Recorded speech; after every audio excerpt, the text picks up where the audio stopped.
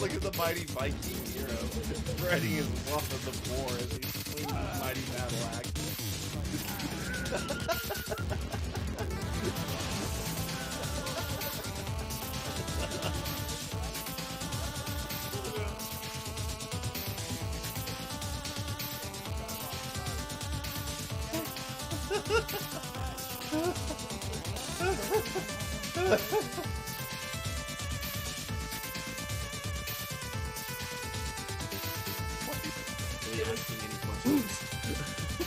You're so empowering and motivational and feel good and talking about feelings, and now we're talking about hostage balls, so it's the same thing.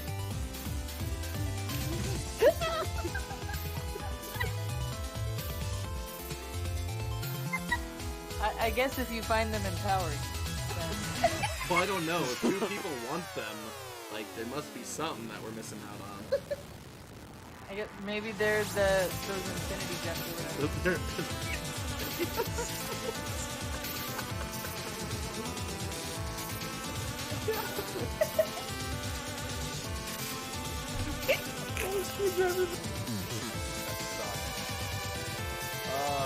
It was close to until lag ruined the whole thing. Lag destroyed it. Oh, wow. Yeah, now you're screwed. You were gonna actually have a good chance of winning until that guy showed up. Oh! What? What? What? Dang. Got him. No more shotgun camping for you. That's my shotgun now. And I'll get a nice triple kill with it. Triple kill for the win with that shotgun I grabbed at the end. Let's freaking go! That was great. That was great. Bam! David, thank you for that. That was a clutch save though. Like, holy cow! Oh, Boss looks like he's taking a bunch of bars to the face. not chancing that. Oh dang! Oh! That guy fell. I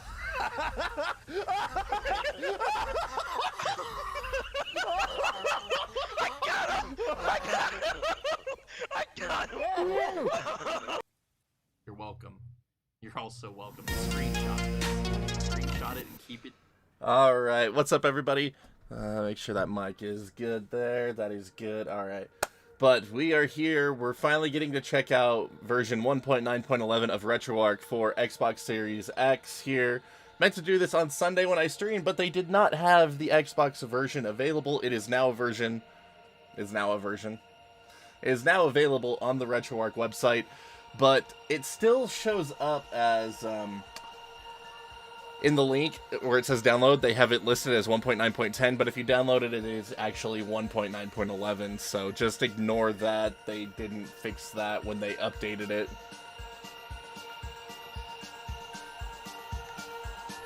I don't know what that song is. I don't want to... There we go. I need to turn that down a bit. That's way overpowering. Alright. That's a little bit better. Alright. But yes, so... I'm going to install 1.9.11, just see how it performs for various cores, see what GameCube or Dolphin core we have installed by default, just things like that. But for anyone that's joining me, if you have any questions, feel free to ask. We're here to help, so let's just dive in and explore, I guess. Alright, so let's go to our bigger screen. Alright, I kind of want that music still, but it's like super loud, so I need to make sure to turn it down a little bit more. It's way too loud. There we go. I'm going to turn it down to 5%. And we are temporarily joined by Roddy. There he goes. Oh, he's sad. He has sad bug. Alright, whatever. Alright. We good? We good? We good? Alright. So, let me go over to my desktop here real quick.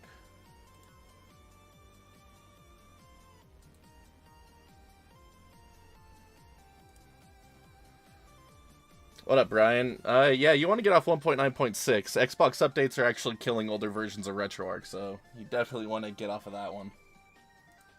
Alright, there we go. So, like I mentioned earlier, the download here says it's 1.9.10, but if you download it, it is actually 1.9.11. And the easiest way you could tell which version you have, ever since about 1.9.8, I believe, they've actually been including which version it is if you extract the RetroArch bundle. So if you use 7-zip, you can extract it, and it'll tell you here. So 1.9.11. So there we go. So that's the version we're looking for. So I'm just going to prep my RetroArch folder on my Xbox to back everything up, so that way you can just put it all back in. That way we don't have to spend time getting it really set back up. So I'm going to access the development files folder, my Windows apps, my RetroArch folder. So again, you're looking for the one with the version number. I skipped 1.9.10 personally. There wasn't enough of an update in there for me to want to do it. But 1.9.11 looks good, so... Let's see here, we'll back up my thumbnail, system, state. I'm going to back up my shaders folder, saves, playlist, games, config. Don't need to back up the course folder or the assets folder. Yeah, so just these ones. So I'm going to just take them out of that RetroArch folder, move them to the root of my development files folder. So just give it a second to do its thing.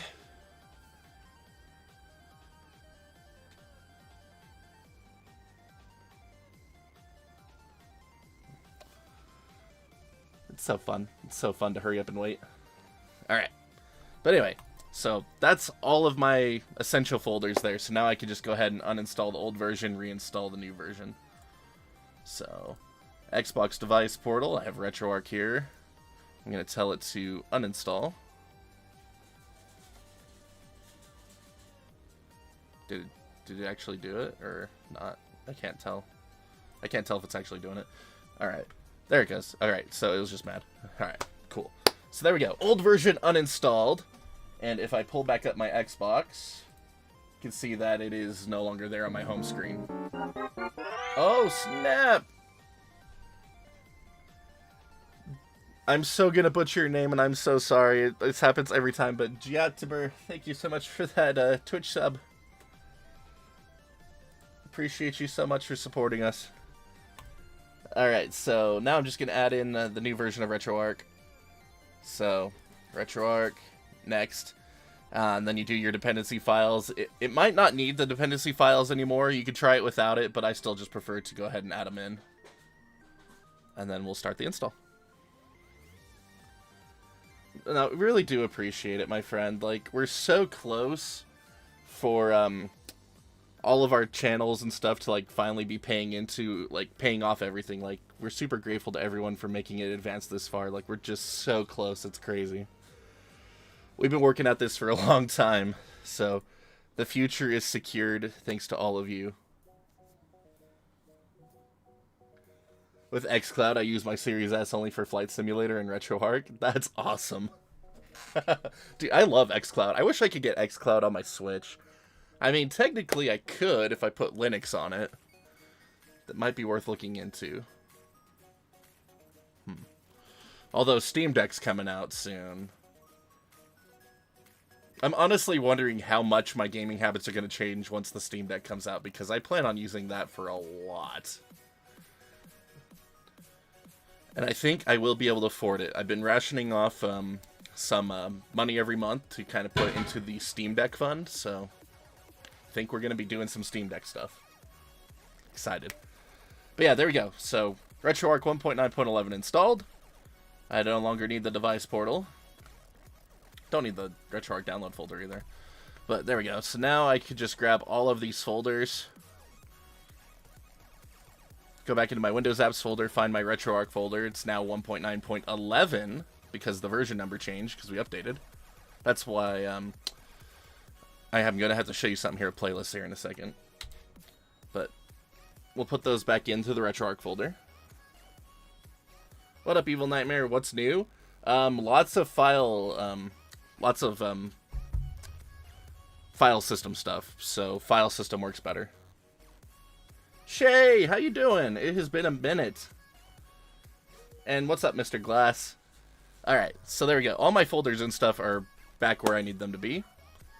So that's pretty much all I need my PC for now. TBH. We'll see about that in a second here. But, you know, just minimize that. I'm going to switch over to my Xbox again. It has. I am good. I'm glad you are good. Alright. So, sorry. When I switch over to my Xbox on this monitor, it makes the capture card lose signal. It's awesome. Oh, hey, how about you turn on that ring light so I'm not all washed out? Well, I mean, it washes me out more, but whatever. It's all the same. What up, S. Chassis? How you doing? Alright. So, Retroarch. Oh, look, it's all unupdated. Yay.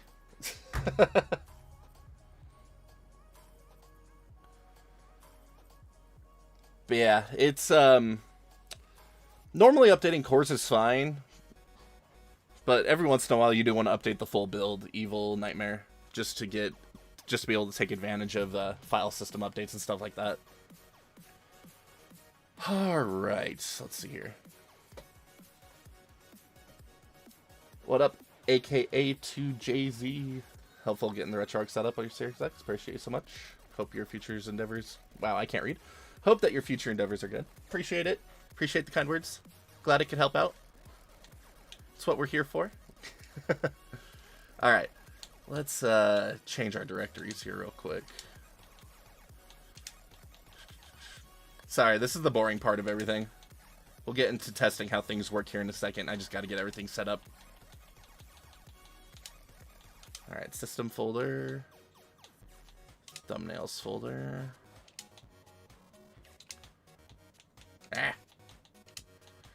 But how's everyone doing today? I kind of have a mild cold, so I apologize for my voice sounding a little more gravelly than normal. I don't know, maybe that's a good thing. Got a little bit of a higher voice, I understand. Or so I've been told, I guess. I don't know. I forgot what folder I was looking for. I was looking for thumbnails. Alright, config folder. S. Program files. So much navigating. Alright, config folder. Use this directory. Cores. That's going to stay the same. We need to download the core info files here in a second. What up, Subi? You had a bad day at work? I'm sorry. I'm glad that you are here with us now, though. Oh my goodness, it's a child. Hi, child. This is Alexis, for anyone that doesn't know. This is our little baby girl, Alexis. She's crazy. Alright, I moved the shaders folder over to the S drive, too. Alright. Oh, Johnny. Recordings, overlays. I think I moved those over to the S drive, too. Johnny. No, I didn't yet. No, don't touch the mic, dude. No. No, no. Hi, kiddos. Okay, guys. No, no. Come on. I want you. I know. You always want me because you're a little sweetheart. Mm-hmm. You can sit on the bed quietly. Sorry, they're really distracting to me. I have a problem focusing on things. So, I apologize if I just kind of lose my train of thought when they show up. I'm streaming this to Twitch and YouTube, so it will be the VOD will be available on YouTube permanently. What was I? Playlist, that's right. So yeah, it's on both right now. I don't really plan on making this its own dedicated video, just because, for the most part, things don't really change too often outside of, like, the PS2 cores and stuff.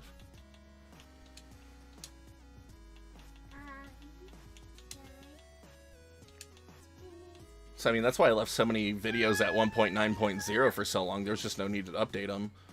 And even with this recent set of update videos, there's a lot of things I really didn't have to update, other than I wanted them to look uniformed instead of some of them still using that XMB. Oh well. I mean, if it helps everybody out, that's all I really care about. Alright, so that was saved. Save states. Hey, Hey. Chill. What hardware, software do I stream with? I have a LiveGamer 4K for my capture card, and then right now I'm using Streamlabs OBS. I really don't like it, but it let me do a lot of fun effects that I didn't want to manually set up, so it works for now. I'll go back to regular OBS when I'm less lazy.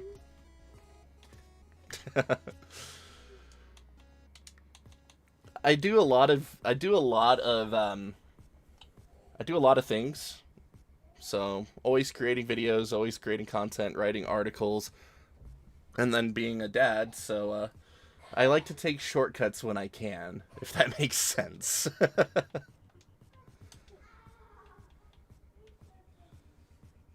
What's new in the update? Just some file system stuff. I'm hoping to check that out more thoroughly, see how it goes. Alright, there we go. We got all of our directories rerouted, though. Let's save that config. Alright. Now we'll go back in. And there we go. So now you can see that my playlists and stuff are back. Oh no, the Explore content menu's back. Crap. Alright, so y'all see this, y'all see that Explore tab right there? That thing is the devil. It kills Retroarch. Like, you just saw it. You just saw it kill Retroarch for me right now. Like, you go up to it, and it kills it. Like, that Explore tab is the absolute devil.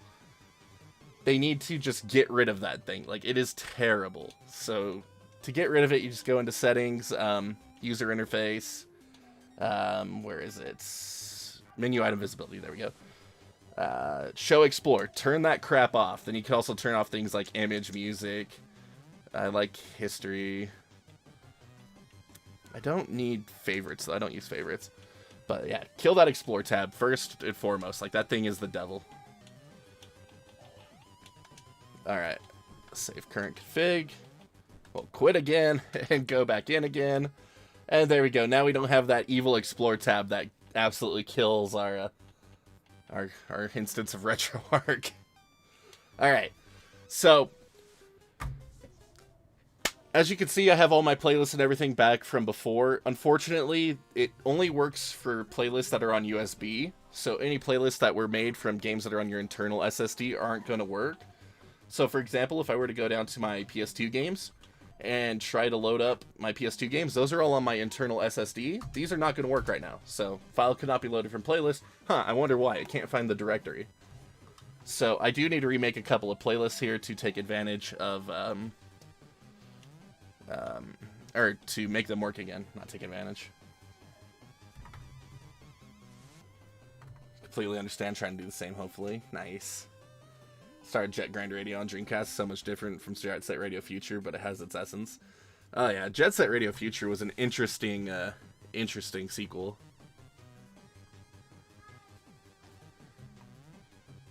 When you open the games, the screen was blank, so now you haven't touched it in months. You just got to make sure that you have a good BIOS file, and then you have it properly placed. Like, that's the secret sauce there. And that the driver's on DirectX 11.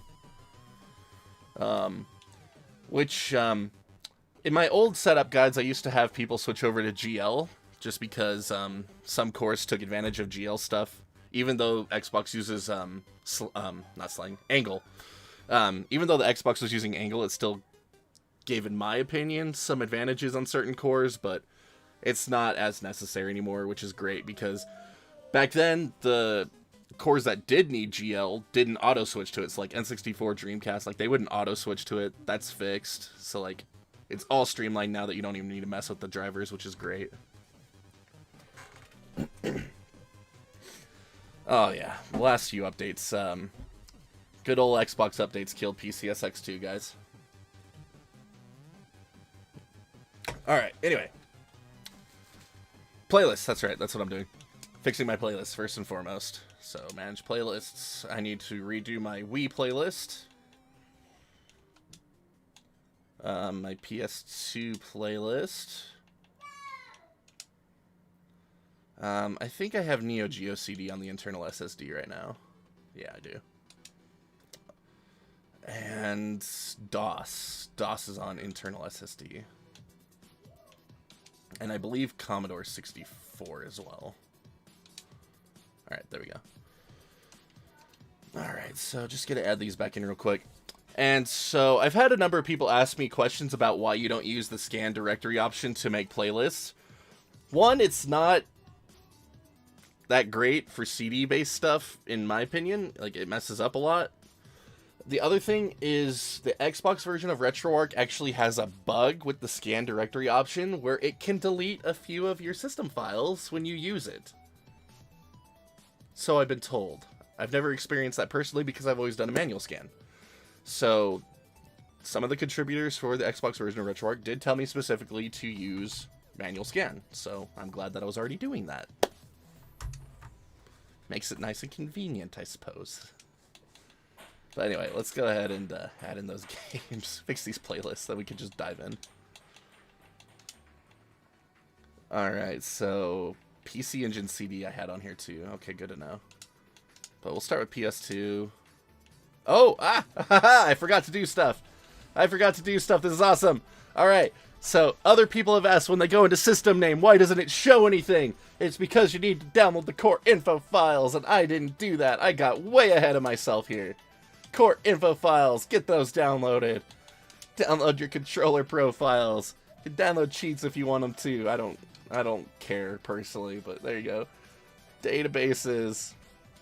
I already have shaders downloaded, so there we go. There we go, that's better. Alright, now when I go into system name, hey, look at that, there it all is. Alright. PlayStation 2. Default core. Oh, hello there. That's different. Did I not download something there too? Or do I need to restart that to make it show up right? We're going to try restarting it. Because that is confusing. There we go. Yep, just needed to restart it. Alright, PCSX2. Get my content directory back up. But yeah, heck of a lot faster to load up and quit Retroarch now than it used to be. That's great. This is fantastic.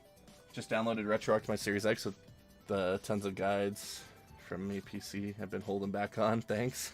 Awesome, Road Jogan. Nice name, by the way. And how you doing today, Universal Exports? Hope you all have been great. Hope everyone in chat's been great. Alright. PlayStation 2, file extensions. I'm not going to bother with that. There we go. Is there a new PCSX2 core?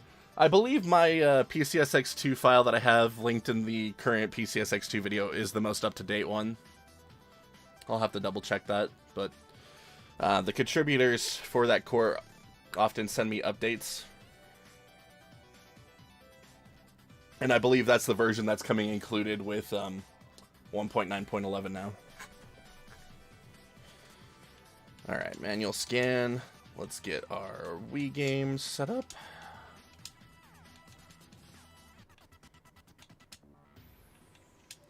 Alright, Dolphin. Let's see which version of Dolphin comes on this. I hate that they keep swapping back and forth on Dolphin cores. Like, it's really bugging me. Sometimes they include the older version that has Wiimote support, sometimes they don't. Like, it's really irritating. Just gonna say it. Gotta say it. Alright. DOS games. Scan this directory. DOS. Is there a specific serial I'm supposed to give that?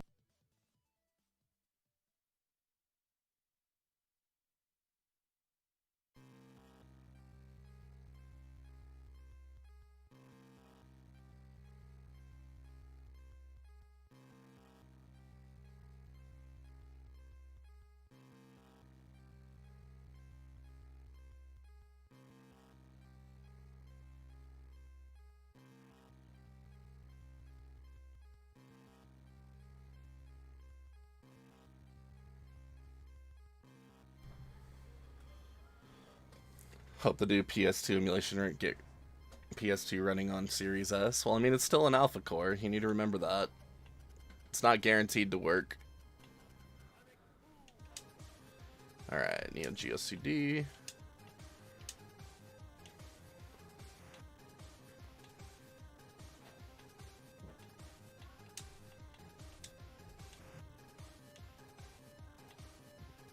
we go. I'm just glad they fixed this keyboard, man. That was really irritating when it was broken. Alright, there's that.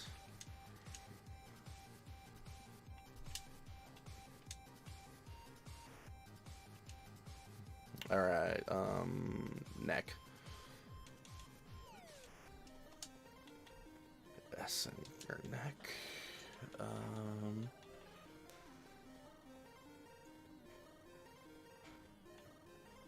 What did I do? Default core. Oh, system name. I was doing that one wrong. Okay. That explains it. Alright, and we're going to overwrite existing playlist on that one since I forgot to delete it. There we go. Alright, now we need to get the Wii games that I had that were on my USB drive.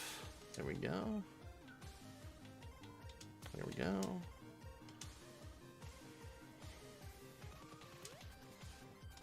Alright, Dolphin again. No. Ah. Dolphin, file extensions. I have ISO. And I believe CSO. And WAD files in that folder. So there we go. And start the scan. There we go. Alright, but now I should have all of my games back up here. There we go. Neo Geo CD, PlayStation 2, Wii.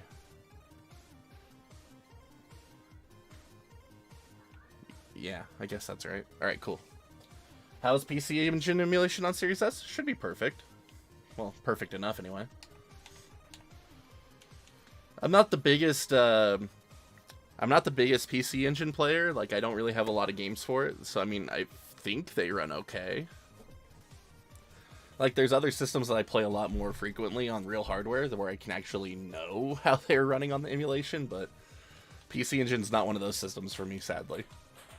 But yeah, now when I go in, I can, I like to use Burnout 3 as a test game because this is one of the games that is broken with, certain builds of PCSX2, so if Burnout 3 runs, you know you're pretty good.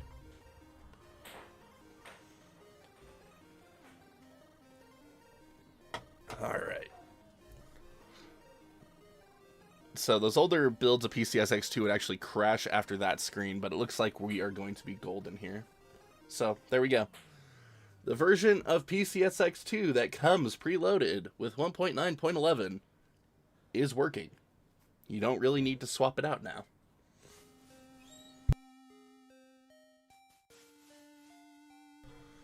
Alright. But let's, oh, I forgot to make a, dang it. I forgot to make a, quick menu shortcut for my controller. I always forget to do that. Love it. Menu, controller, toggle. Oi. Good stuff.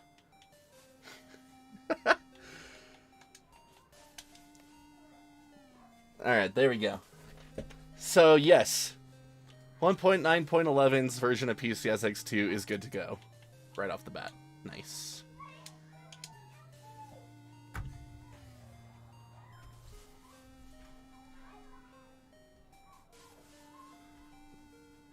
I realize I have the capture card volume muted, and that's going to be okay for Burnout 3 here, because we don't need to get this video copyright claimed and all that, so that'll do for now. We'll turn the volume back on in a minute.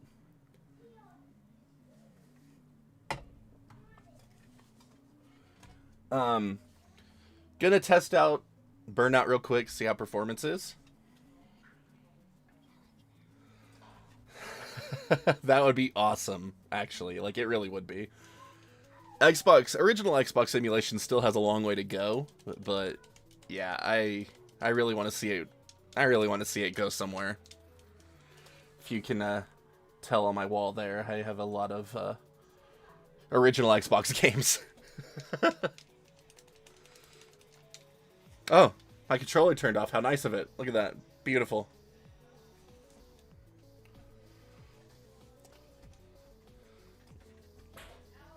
So PCSX2 will run Enter the Matrix smoothly. Well, I mean, I wouldn't hope for good performance on anything in an alpha core, to be honest, but what we got's fairly decent.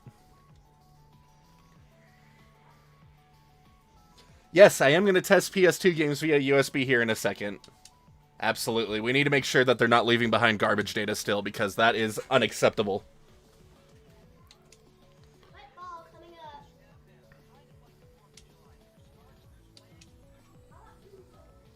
Let's see the quick menu options real quick. That'll let me know if this is the most up-to-date core as well. Because... Yep, there it is. They added in dead zones for the Xbox controller. So yes, this is the same version of the core that is in my link right now. So cool.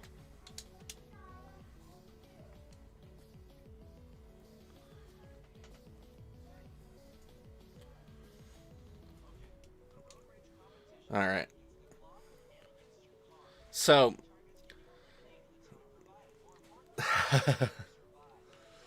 performance is about the same as previous versions. We're getting some lag here. Let me turn off the in-game music real quick. There we go. Let me turn that off so that way we can we'll pause this music. Hold on, let me get this set up and good to go. What up, Zero? How you doing? But if you can hear that audio popping that happens on occasion, that's a clear indicator that you're not getting full speed emulation. So right there, like, you can hear the audio crackling around.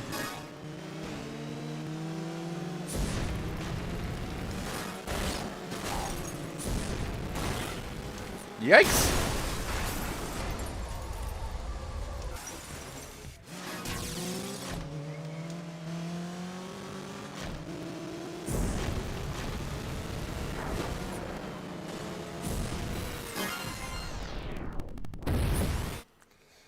Yeah, so we're still not getting the best performance out of everything. But at the same time, someday PCSX2 will be fully optimized. Yeah, someday. But at the same time, you need to remember that the Series X is not running above 4 gigahertz, which is like the really sweet buttery zone for Gen 6 and onward.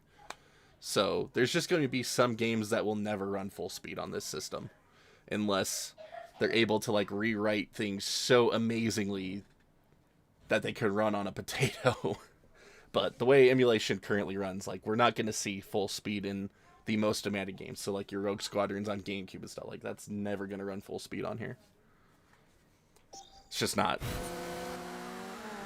fast enough, not enough IPC.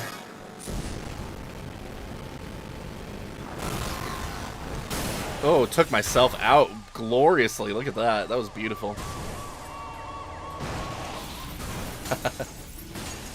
But yeah, let's go ahead and test out USB loading real quick. You actually gonna close? It actually closes. It doesn't crash now. That's nice. I'm happy to see that. We don't have dev screen crashes on PCSX2 currently. Aren't Series S and X equal when it comes to emulation speed?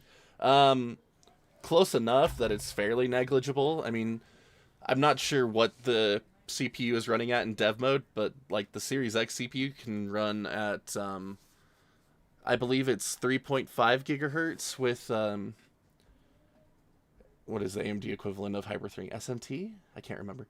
But when it's basically running its 8 core 16 threads mode, it runs at 3.5 gigahertz, and then if you're just running 8 cores, 8 threads, it's at 3.8 gigahertz. I'm not sure what dev mode runs like. I'm not sure which how dev mode's running that. I'm not sure if it's using the multi-threaded or not. But the most we're getting out of it is 3.8 gigahertz, theoretically. Whereas the Series S is 3.2 gigahertz to 3.5, I believe.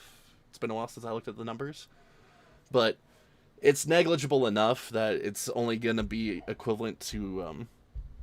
I think the math works out to around... like I honestly don't even know, like 3 to 10 frames at the extreme. But with most things, you're not even going to be able to tell a difference. My controller turned itself off again. This is just great. Thank you, controller.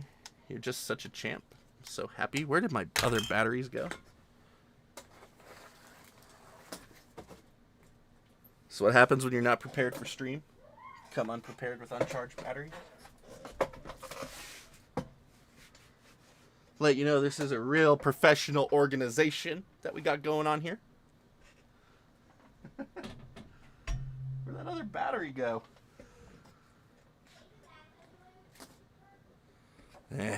Whatever. I'll just plug it in.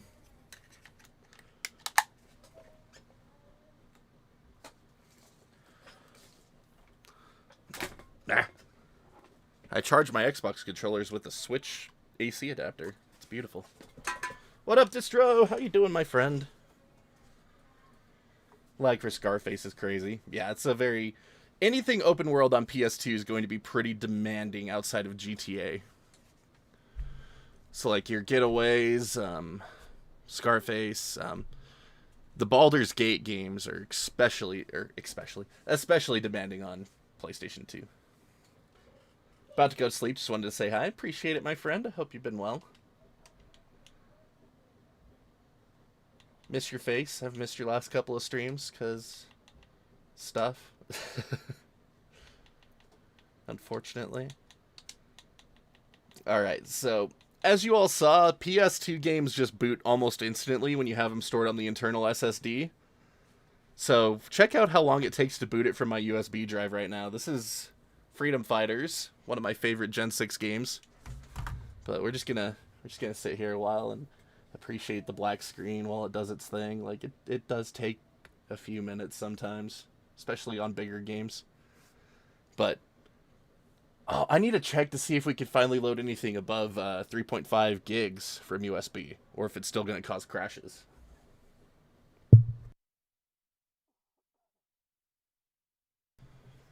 Because that's something that I'm hoping to see, is the ability to load bigger games from USB. Like, it would take forever. Like, can you imagine trying to load Brawl from USB? Like, that would take like 10, 15 minutes. But the less things I have to store on the internal SSD is actually really preferable for me.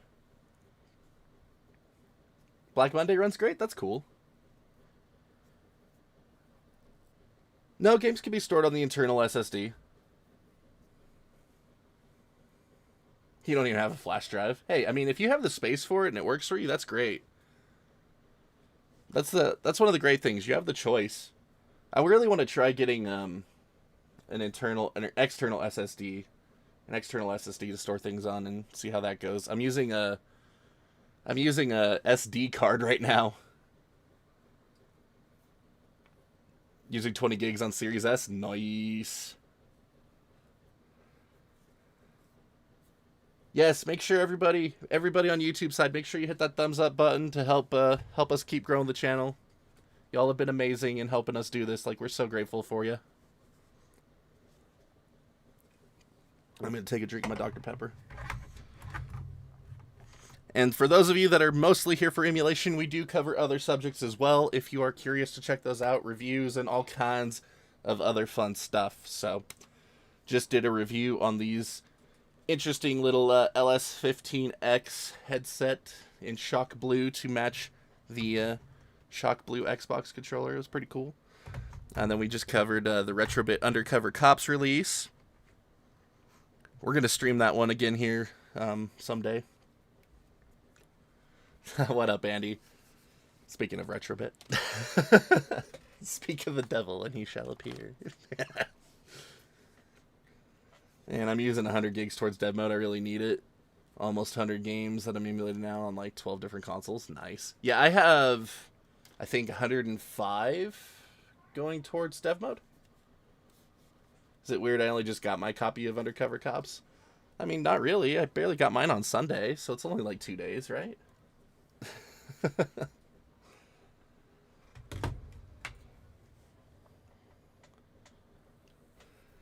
I would love to do more reviews on on portable emulation devices like that, Goose, but unfortunately, unless I can get a company to work with me, I can't afford that stuff. I am a full-time content creator, so this YouTube channel, my Twitch channel, are crowdfunding places like Patreon, and then sometimes my gaming website. I don't really take any cut from my gaming website. I pay that out to my writers, but that's how we make our money. Like, this is everything that we bring in is from this stuff. So, unfortunately, buying a 1X player that costs $1,000 is just a little out there. So, rely on awesome partnerships with friends from Lucid Sound, RetroBit, and like RetroFighters. Like, all the stuff you see on my channel is from making friends with these companies and convincing them that I'm not a complete hack.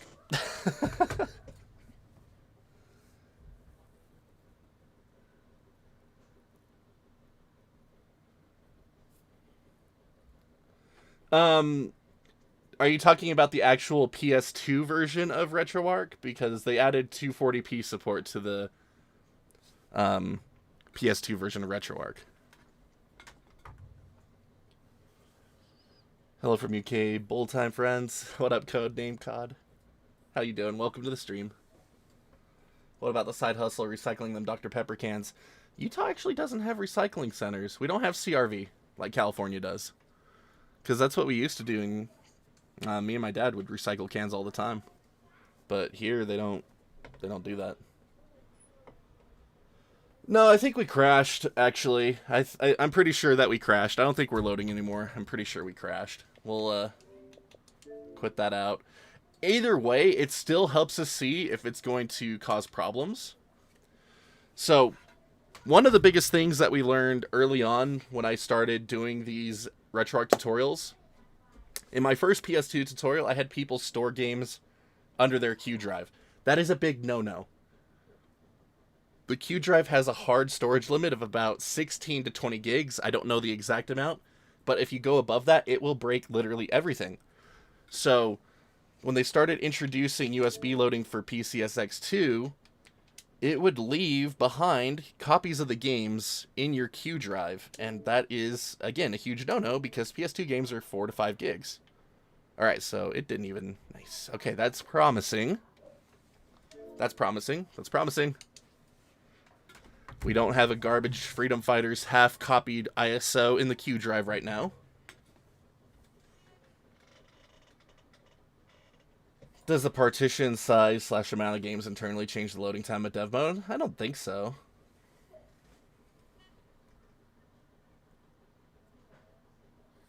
You use a fast hard drive and can load games fairly fast. Yeah, it really depends on your speed. No, mine's just a USB 3.0 SD card, but I mean, it's not going to be... It's about as fast as just a standard hard drive, TBH. Yeah, do not store games on the Q drive. Don't do it. It's bad. That's actually why I started doing everything from my S drive. That way we don't even have to worry about it, because it's like if you want to do HD texture packs and your save folders on the Q drive, HD texture packs are going to eat through that 16 gig limit. So that's out of the question if you have everything on Q. Saves, like, depending on how many games you're playing, like, slowly eat away at it. That's not as big of a deal, but yeah, it's just a lot simpler to just set up that file share on your computer and just access everything. Like, whew.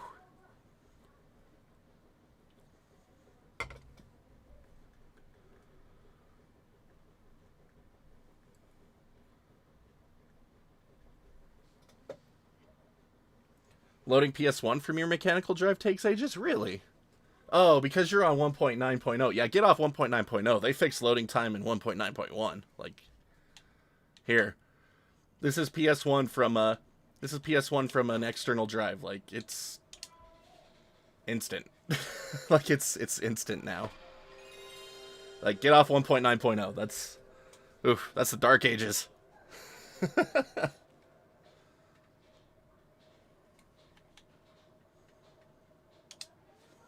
But that's part of, like, the whole file system optimization stuff. Like, you'll see massive updates to all that stuff. But anyway, let's try to load up a game from PS2 on USB again, because that was weird. I'm not even in the right menu!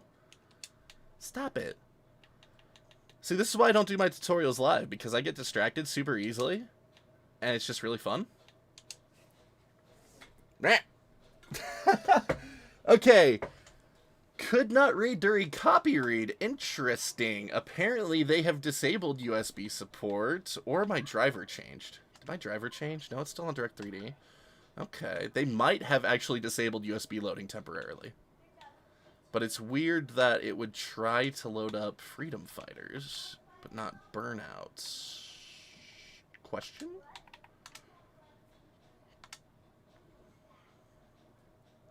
Yeah, it's trying to load up Freedom Fighters again.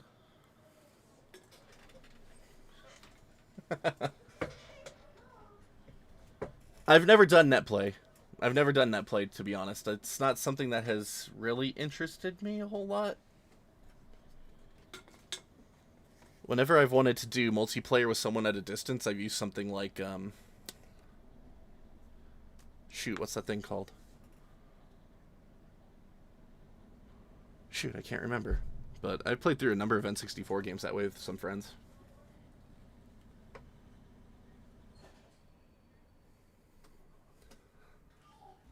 Yeah, don't forget to back up everything for sure. Especially when you're updating Retroarch.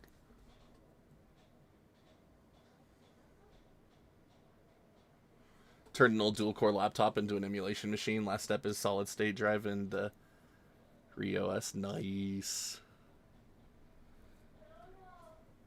Machi. Dude, I like using old devices for emulation. It really gives them a lot of purpose. Alright, so... yeah, it does not load from USB anymore. I'm very interested about that. Like, that's... they might have disabled it because it was broken.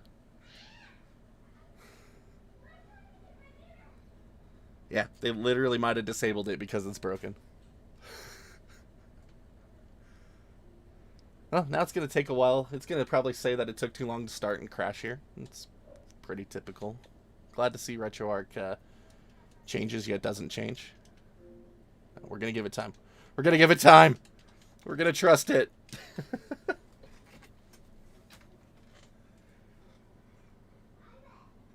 GGPO? Huh? Question? PlayStation games? What about PlayStation games?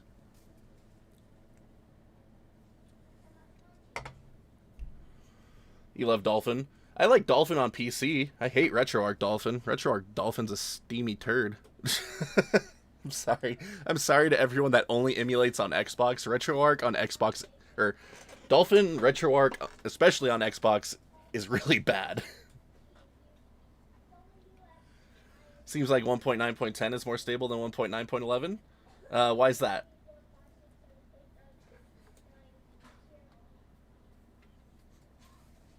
Because I'm trying to load things from USB when it's not supposed to. Like, that makes... It's a rough comparison.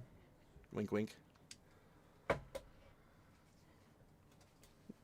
Dude, standalone Dolphin's one of the best emulators in existence. They went in with an accuracy-focused mindset right from the get-go, and they're able to capitalize on it so much easier than... like, the problems we're seeing with PCSX2 now is because the whole thing was built on hacky implementation, so now that they're trying to actually make it accurate, they're having to basically rewrite the whole thing.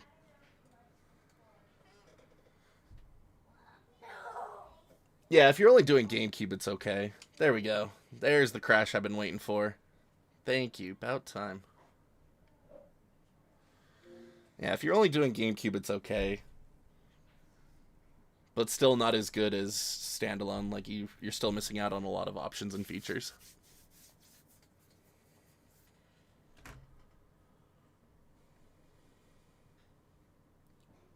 No, the... How did, I'm trying to think of what name he's known by. He goes by Golden Sky in my Discord, but I think it's Gamer, or Gamer13 or whatever it is. One of the people that writes Xbox RetroArch. The way they put it, RetroArch's file system is held together with the crappiest duct tape you will ever see. to paraphrase the sentence. So, yeah. Even though it's nice to be able to load things from USB, it's another part of the file system that just adds on another layer of potential breakage.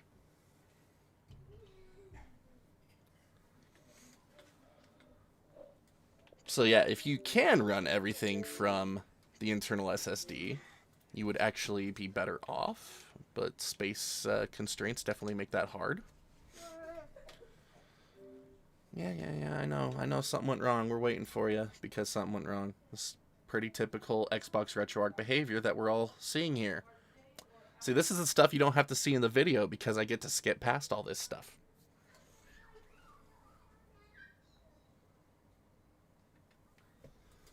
Almost done with Wind Waker on your Xbox. It runs good. Nice.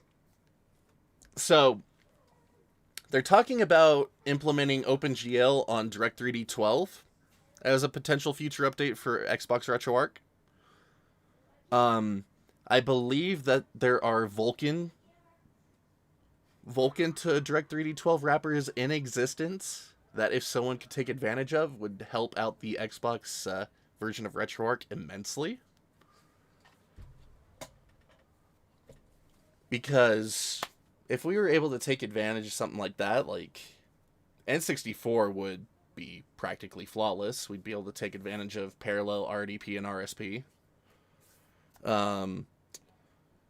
We'd be able to take advantage of the OpenGL renderer on GameCube and PS2, so we'd have a lot better graphics and performance.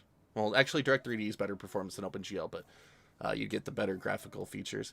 If we could get Vulkan on Dolphin, that would give us a big speed boost. The potential 3DS is there. Yes, William. 3DS could be potential.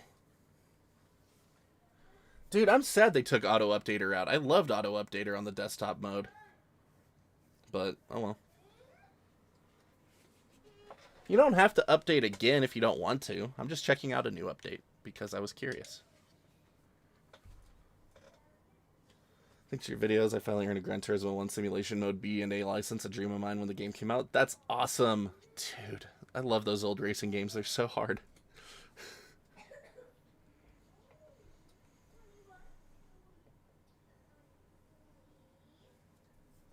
Your old dual-core laptop from 2013 crushes Dolphin, including Wii. Got lucky. As long as you can keep it from throttling and it has a decent processor, you're going to be able to take advantage of a lot of stuff. But yeah, so I mean, the Series X and S use a Ryzen 3000 CPU. So to put that into perspective, even though it's 8-core, 16-thread, like most emulators that you're going to be running on Xbox aren't going to take advantage of more than really 4 cores. So the key tenets of emulation are high clock speed and high IPC.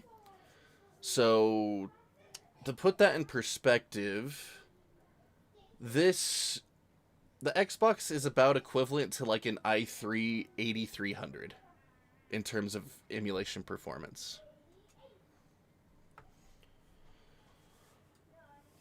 Put new thermal paste on. We made it throttle before that. Nice. So I have an i3 9300 as a media PC out here. And it runs all these emulators better than the Xbox. It's hilarious.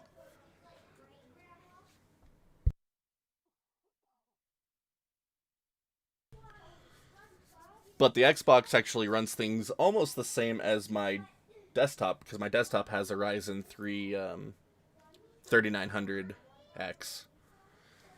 So this PC runs things a little bit better because it goes up to about 4.3 gigahertz instead of the Xbox's 3.8. So it's really nice. All right, so when you do something that bugs it from USB, you'll notice that it just kind of breaks RetroArch for a while. So you just got to keep trying it and trying it and trying it. But this is the stuff I skip in the videos because it's just hurry up and wait. We're just sitting here. It's been like 10 minutes. We're just sitting here waiting for it.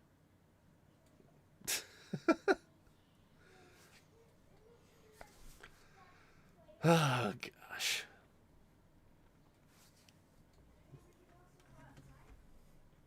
I'm excited that I might finally be getting my Polymega in that I pre-ordered back in 2019.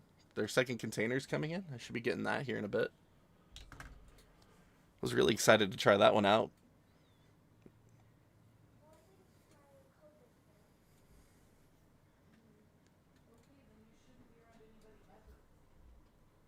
It's playing Steam. Zachary. Nice. I wonder when, if we'll get one as well. What are we waiting for again? Retroarch to boot!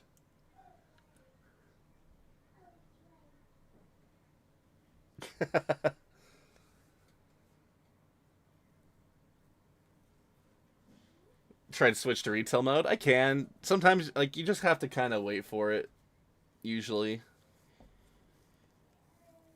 No, I don't think I know what you're doing on the side now, Shay. What are you doing? What have you been up to?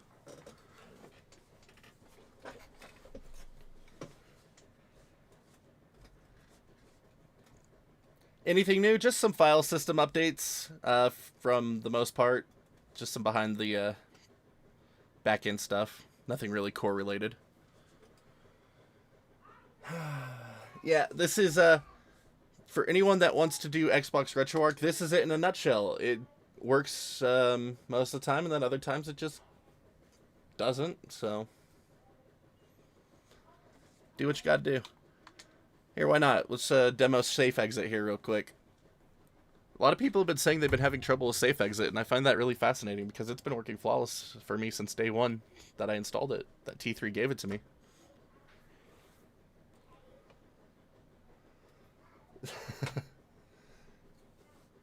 Managing social media accounts for a marketing company from North Carolina? Sick, Shay. That's awesome.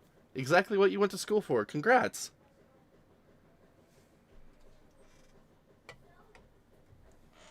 Yeah, that's awesome.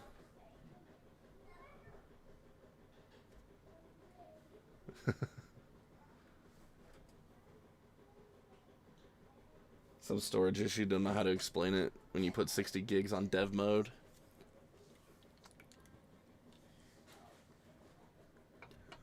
Takes away more than 60 gigs. Yeah, it will take away a little bit more than the amount that you tell it to. It reserves some for the file system.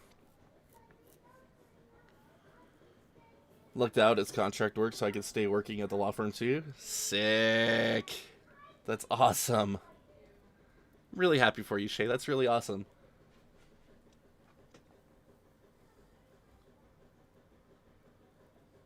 I have never tried to run retro games from a VM. I have not done that. I had some people asking me about making a video for how to run things in the Xbox's Edge browser. Like, I don't know if that interests me enough to try it out, especially when you can just run them natively through dev mode, or if you want to go through the hassle of getting retail mode. Oh, I've run emulators off of VM. It sucks.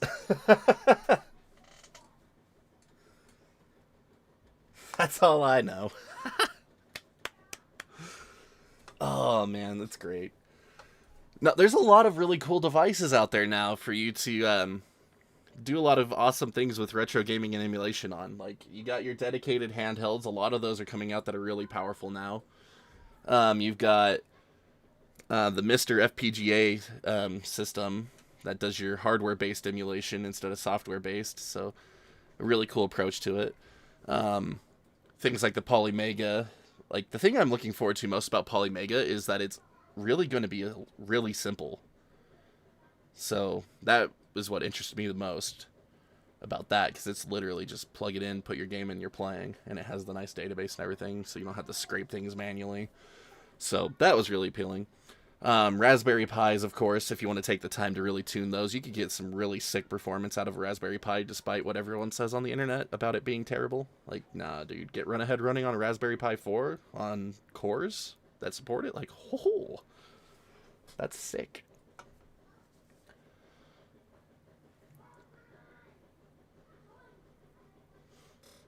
But it takes up like 100 gigs in total. Might be a little bit more than normal, but not too far beyond. Like, it really does reserve some stuff for dev mode. Put a newer CPU in the laptop, got some gains from Intel HD to Intel HD 4000. Yeah, that's a massive gain. That's not a little gain. That's a massive gain.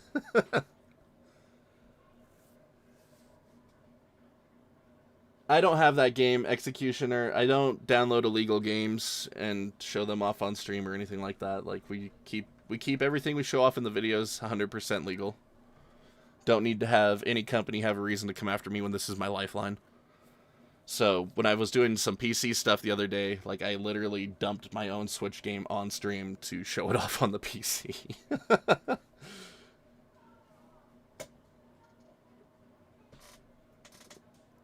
You can run from a T4. That's interesting. There's a bunch of vids on Edge browser emulation already, too. Well, I mean, there's a bunch of videos on everything already. Like, the only reason I started doing these tutorials is because I watched Modern Vintage Gamer's video and hated that he didn't actually tell us how to set up the stupid thing. So I made a video showing me setting it up, so that way I could show it off to everyone else. Like, that's actually how I got started doing most of my tutorials, is that I was looking at how other people did it and was pissed off that it wasn't what I was looking for.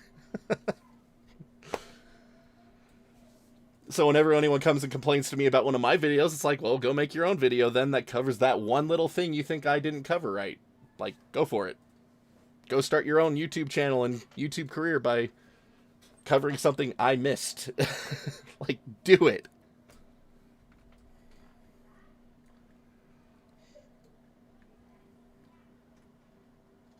Could run well. Got another issue when I play Marvel vs. Capcom 2. I don't get full 60 FPS on Flycast. Flycast can be kind of hit and miss.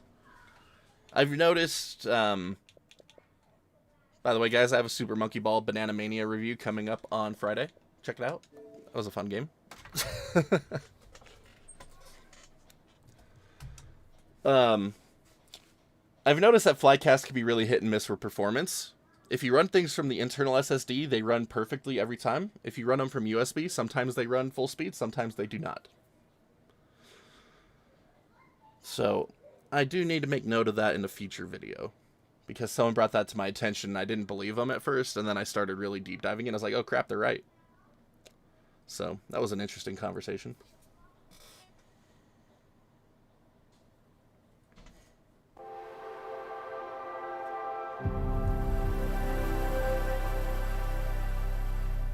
Okay, that was loud. Whew. You're still on 1.9.4? Does it even still boot up? Xbox updates have killed a lot of older versions of RetroArch. But yes, there are a lot of file system improvements that are definitely worthwhile.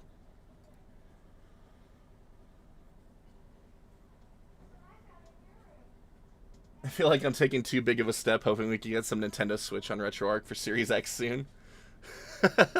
Someone would need to build a UWP version of it. Like, that's all there is to it. Some of this stuff is very possible, but someone has to take the time to make a UWP build. And at the same time, like, both Switch emulators use Vulkan, right? So, I mean, that's not even possible on a Series X right now. So...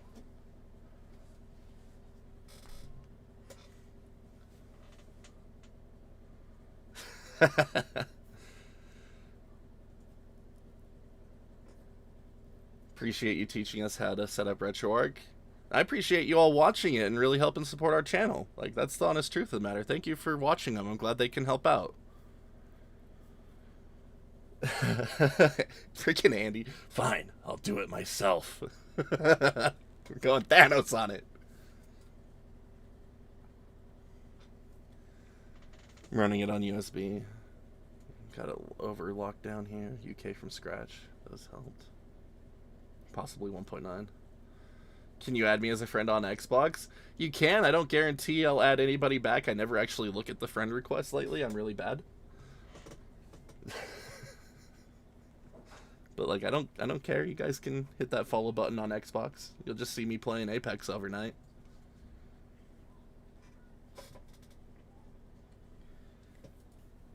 You're just playing Monkey Ball. Just beat Super Monkey Ball 2 Expert Mode with jumping enabled. Nice. This was actually like the first time I played Super Monkey Ball. So I just finished writing my review today. So here's how I do my review process. I like to play through the stuff until I get a good feel of it. Sometimes that means beat the game. Sometimes it means get a good way into the game. Then I'll do my write-up on it. And after I finish my write-up, and I make my video and everything, I like to go back and see what other people have finally said about it. Like, I don't read other people's reviews before I do my own, because I don't want to have that predisposed bias. So, I finished my Monkey Ball review, and it's a pretty favorable review. It's the first time I played Monkey Ball, and I thought it was really fun. I had a lot of fun with it. So, I finished writing that up, and I went and checked out some other people's reviews, and it's really funny how people are slamming it. And I was like, oh, dang. Apparently, there's a big disconnect between people that haven't ever played it and people that played the older ones right now.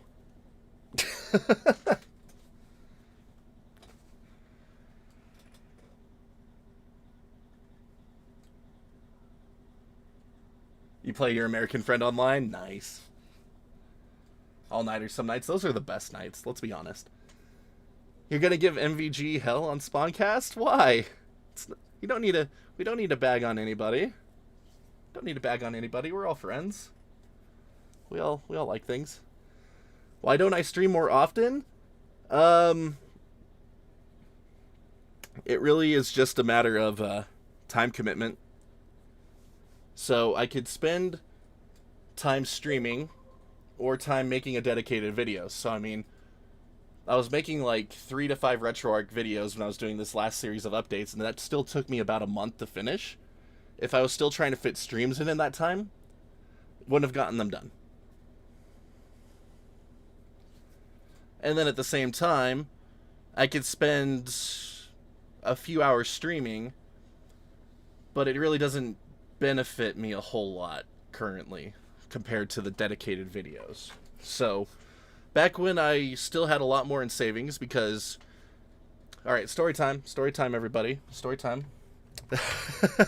We like story time here. It's okay. Just keep asking questions. We'll give you guys story time. But when we first started the channel, we were living off of a pretty substantial bit of savings, just because I had an accident that basically crippled my shoulder. So, had a nice settlement from this thing. So we were basically living off of that. And I was trying to go back for more degrees from school. Wow. I was trying to go back for more degrees in school and college and stuff, but it was getting to the point where I'd rather die. So I decided I needed to find something else to do. And it was about that time that I just decided to dump a bunch of money into a really high-end PC of the day. So it was my 4790K build. And I overclocked that sucker up to 5 gigahertz. And I decided to look into Dolphin, because I hadn't looked into Dolphin in a while. And it turned out Dolphin could finally run Rogue Squadron 2, so I decided to load up Rogue Squadron 2, and my computer was able to run it at practically full speed. So I posted it. I was like, dude, this is awesome. I could play Rogue Squadron 2 on my computer at full speed. And all the immediate responses were like, dude, you're full of crap. There's no way you can run that game at full speed. That's so demanding. No way, no way, no way. So I made a video about it, posted it to YouTube, and said, suck it. And that is how the channel got started.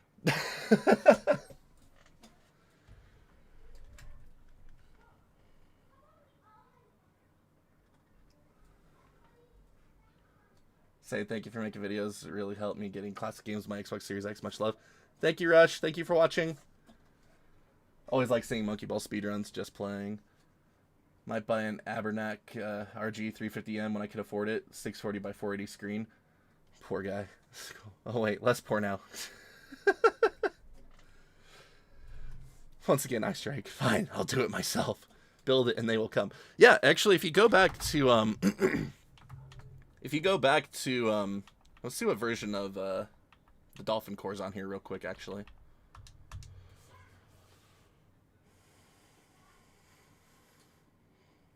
Please show us Dolphin where it can do 2 players.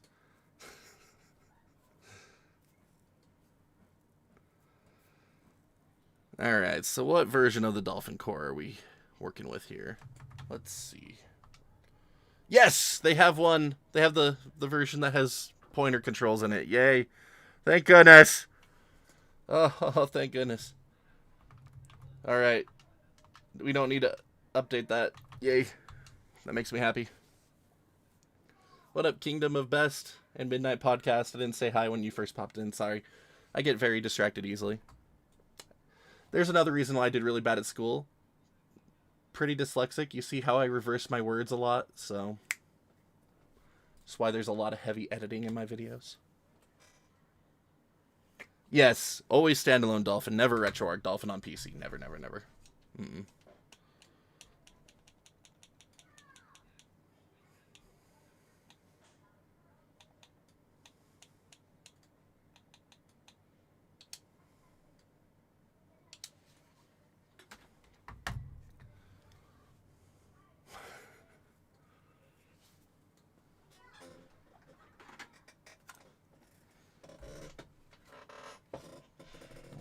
Is this? Ah! Breaking stuff.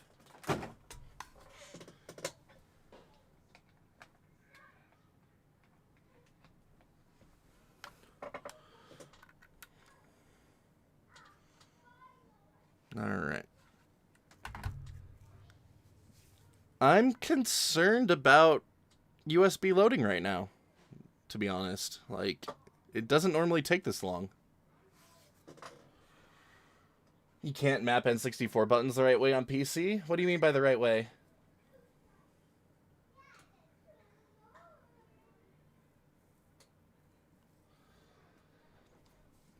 And I can't wait to show you how wrong you are, Midnight Podcast, and that your version just hates your ass.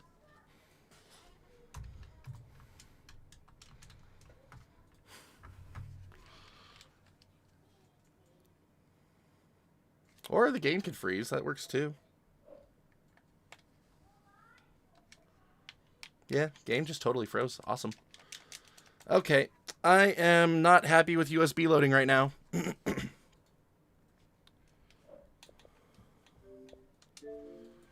Yeah, USB loading is broken. That's not okay. Hold on. We're gonna copy that over to the SSD real quick.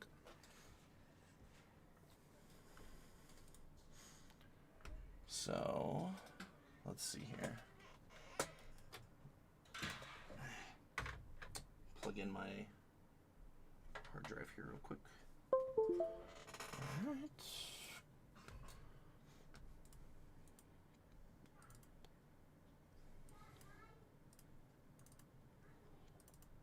Alright.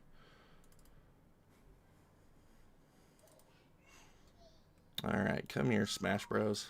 There we go. Copying it over to my internal SSD.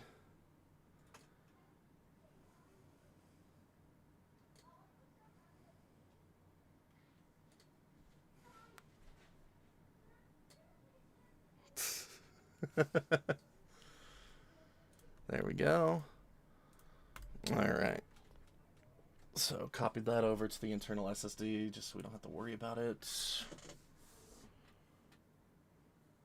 Got cats, so if I plugged it into USB, the console, or into the USB, they'd probably bump it. Yeah.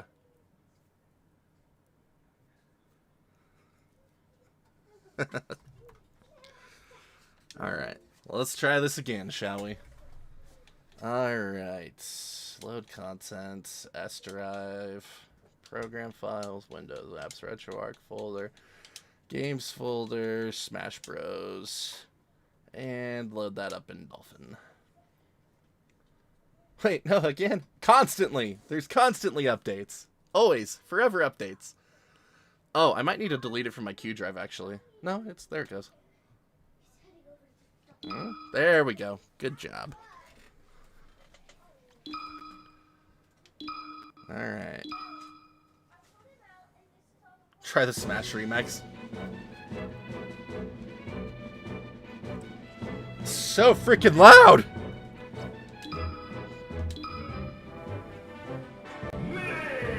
Alright.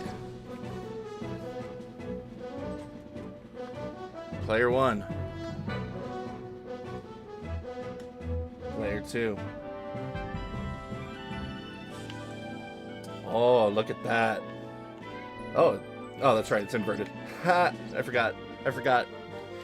I'm used to it being the other way. Alright, anyway. Oh, look at that. 2 players on Xbox. Not possible. You've given me crap for months about it, saying I'm a liar and that it's not possible.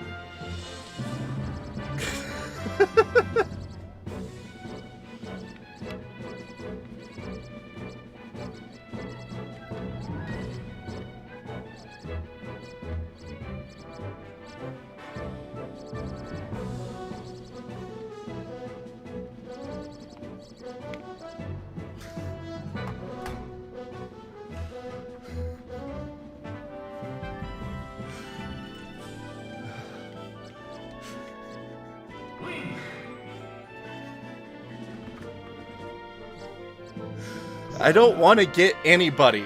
Like, that's the thing. I don't want to get anybody.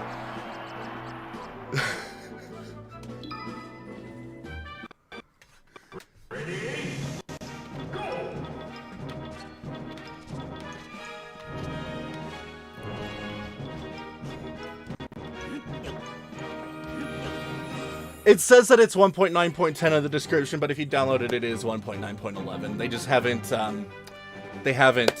gotten rid of that tag.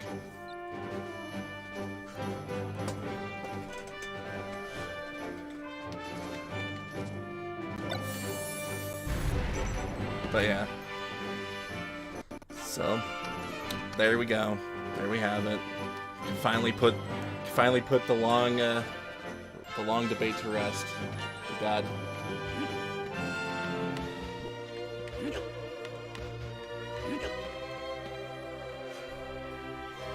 There we go.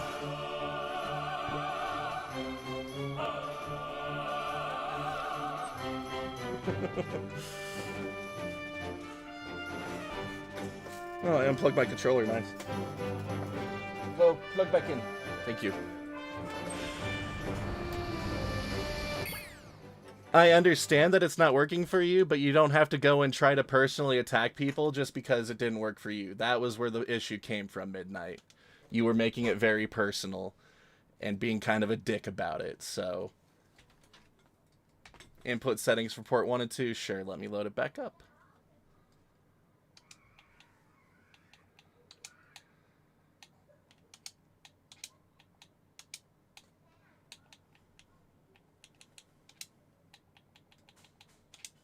I've been accused of making fake videos for a long time. This is nothing new, really. It is not personal. You don't have to attack my character or my integrity about it, because that is not who I am. And that is where I took issue with you, friend. But as you can see, I did not block you from my channel.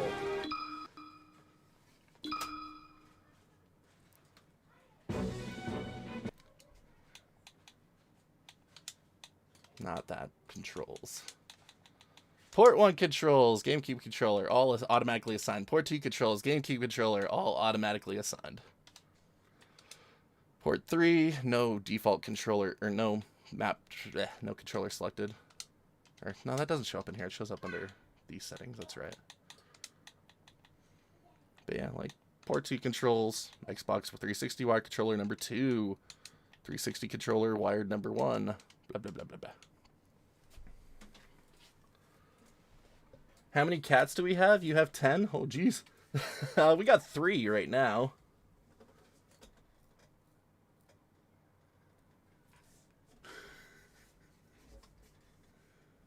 Link to OP nerf soon? Absolutely, Pigmon. What up, McClaws? Here's the other thing about... Yes, it detects X input controllers as 360 controllers. Plug them into your PC, it'll do the same thing.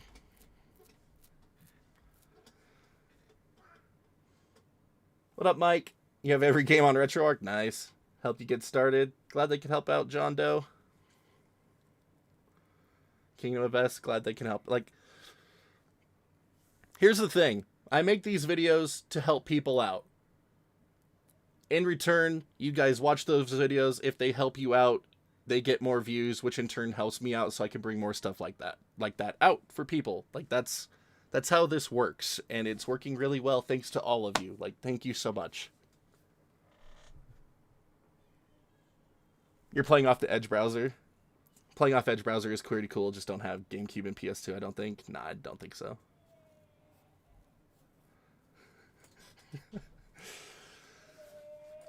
Well, you have to have a thick skin to do this. So Midnight is actually pretty decent compared to some of the people that have come through here over the last 7 years. PS2 games work? They do work, just not from USB. Nothing seems to be working off of USB right now. I haven't been able to get... Well, GameCube didn't work off of USB. It froze. I'm going to try that again, though. We're going to try a different game. I think USB might have a regression currently. I'm just glad that we can actually exit most games and they're not having a problem. Let's load up Crazy Taxi real quick. I'm gonna have to mute the capture card again.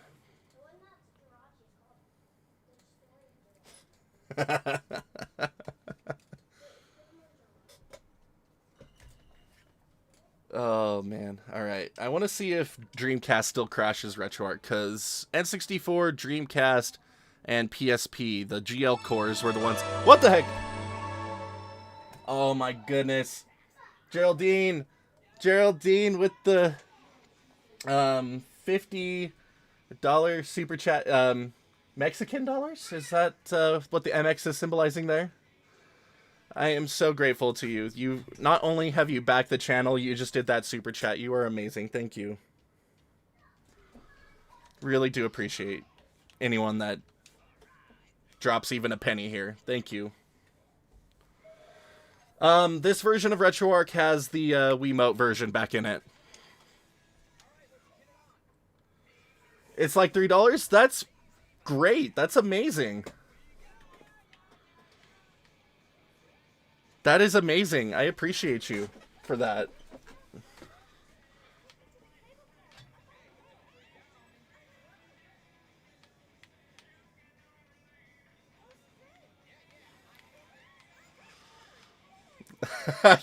I got distracted reading chat. This is why they tell you not to text and drive. All right.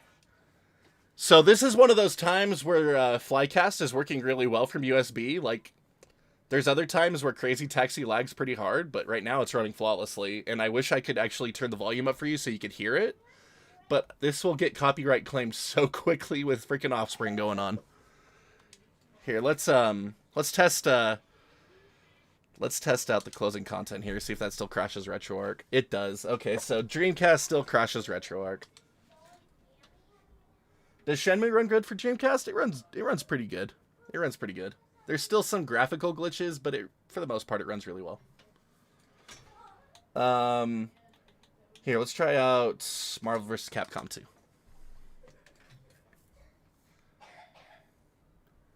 Can I turn on FPS? I mean, I guess. I suppose so. Let me turn that on.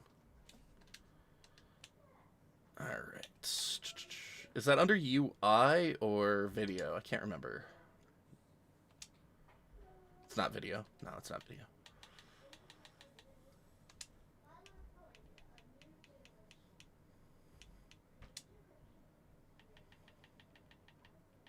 No, it's not under UI? Question mark? Alright, I don't know where that is, actually. Which menu is that under? Tried I'll bleed for Dreamcast and people were hyping it up so much and it's so dang bad. Good concept, awful gameplay. I enjoy the Dreamcast quite a bit. It's most of its good games are on other systems now, which is unfortunate, but oh, on-screen display? Here we go. There we go. Is that it? No. Oh, here we go. Frame rate. Ah, gosh. Gotta be smarter than the program.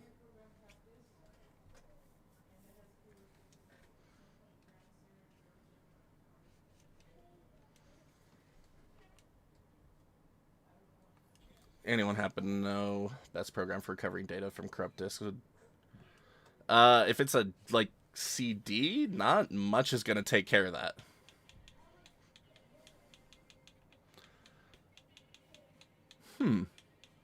Does the Marvel vs. Capcom menu actually not run at 60 FPS?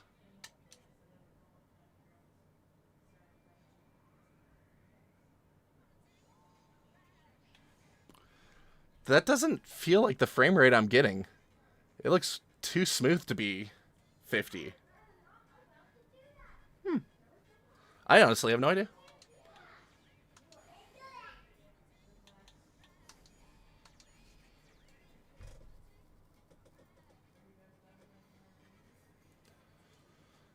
Your 2013 laptop can net 20 to 30 FPS in MetalGearSolid 2. Sons of Liberty, slow but playable. That game is actually really demanding.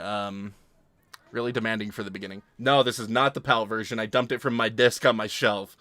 If my emulation is trying to run it in PAL mode is another question.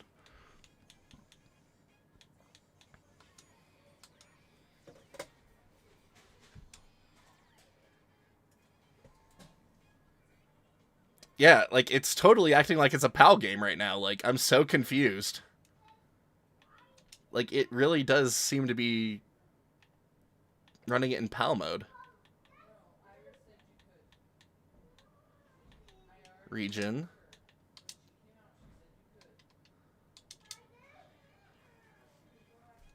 Alright, that's a little bit better.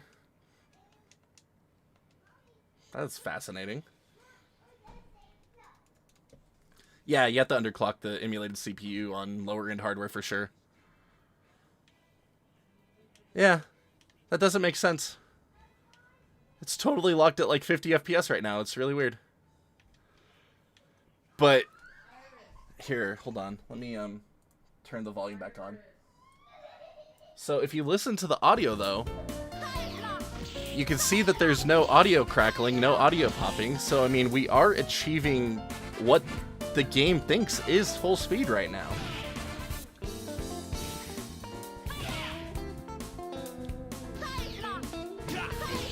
That was under the settings, Midnight. That was under the settings port controls, not the core options, not the quick menu. But yeah, like, that is really fascinating. I wonder if that is actually being displayed correctly or not. Like, I'm so confused now. This warrants a lot of investigation.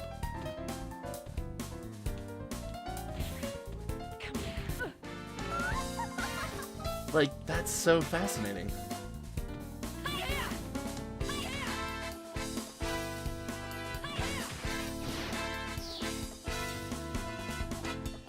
Sims 2 won't run for you? That's too bad.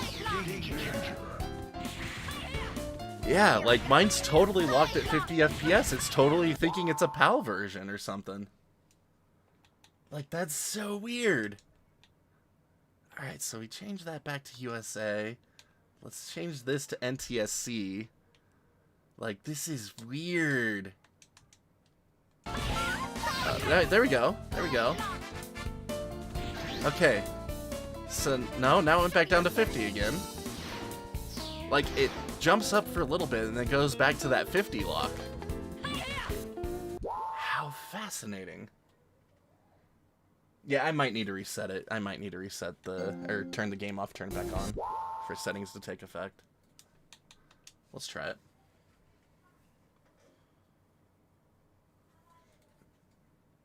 I don't know. I'm not a frame rate analyzer. I'm not Digital Foundry. I play a game, and if it's enjoyable and doesn't have audio crackling, like in emulation especially, like, I'm okay with it. Like, I regularly play 17 FPS games. Like, I don't care. But I'm truly fascinated by this, because you would assume this would be a 60 FPS game.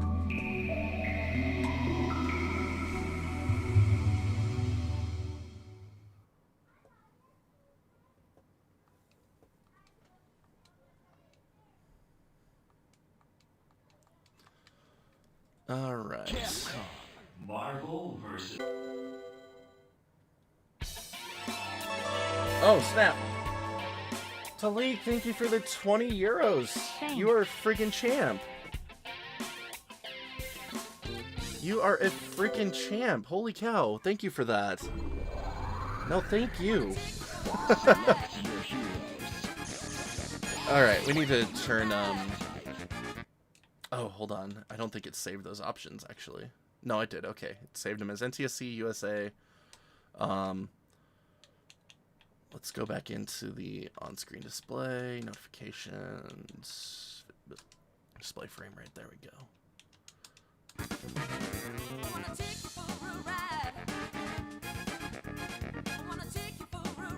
Okay. Now it is hitting 60. It doesn't really look that different to me.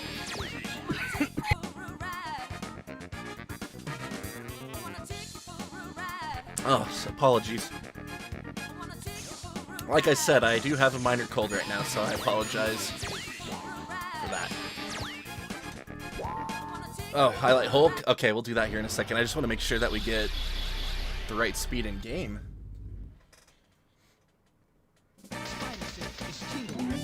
Okay, so...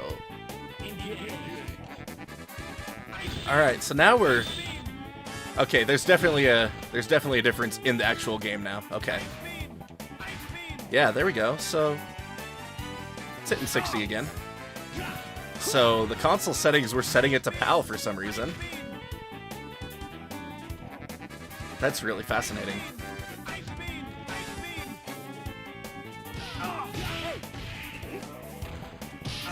I don't know how to play this game a whole lot.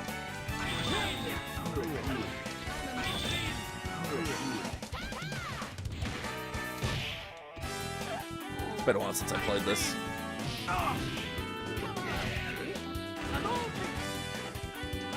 There we go.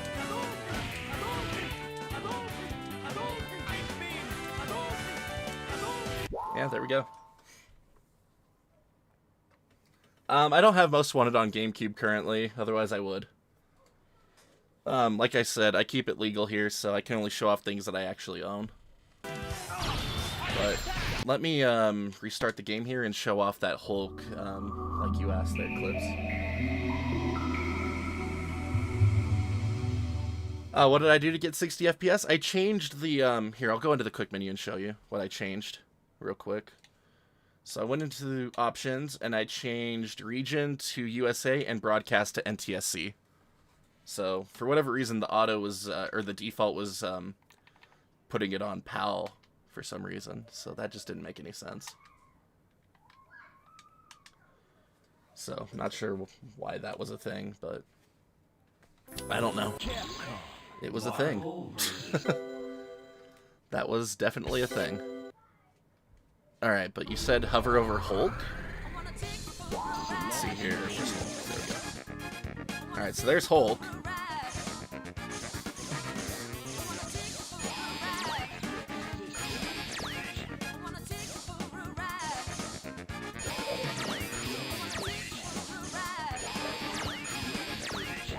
There we go.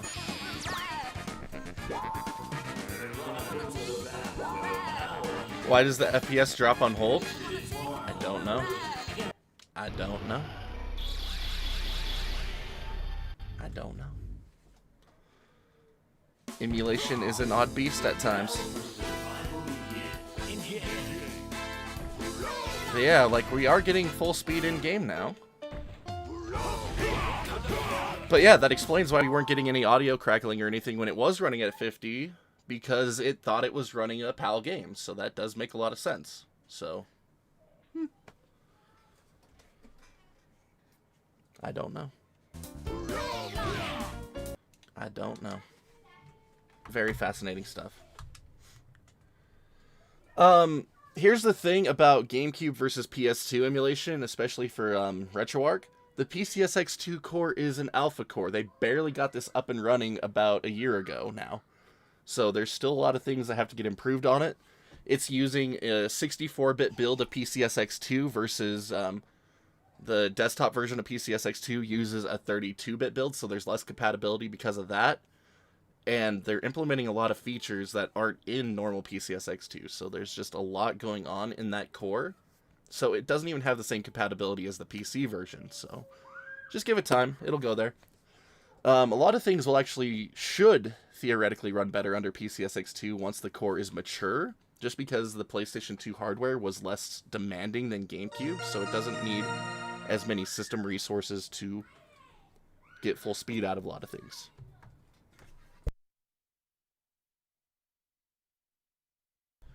Alright. Sorry, I've missed out on a lot of chat trying to check all this stuff out. Let me just skim over this real quick. So Midnight's still having a crap ton of controller problems. That's too bad. Did you download your controller auto profiles in the online updater? Update controller profiles and all that, because that helps.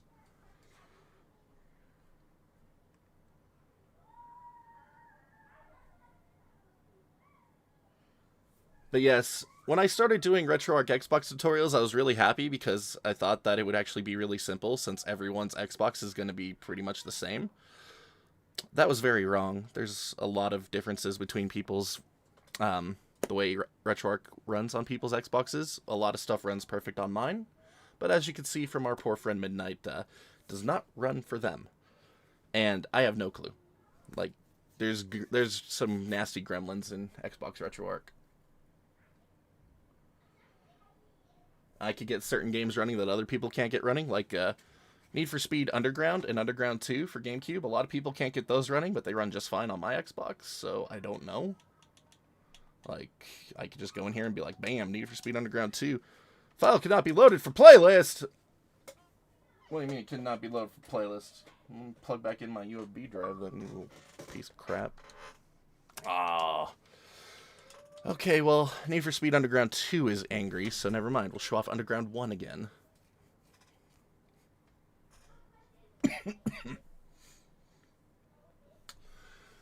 I had to leave a question on PS1 Retroarch on PC. Would really love your feedback. Like a PC DuckStation video. I don't know what happened to my DuckStation core. Yeah, I haven't covered DuckStation on PC just because I'm not that personally interested in it, unfortunately. Sometimes I need to just cover things I'm interested in, otherwise it doesn't get made. If that makes sense. So, on PC you can run Beetle hardware, Beetle PSX hardware, and it does all the same things as DuckStation, but more accurately, so I just don't see a need for DuckStation. It's just a personal preference.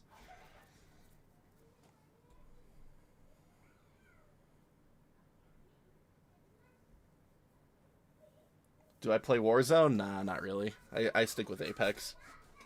I scrub my way around in Apex, and I'm perfectly happy about it.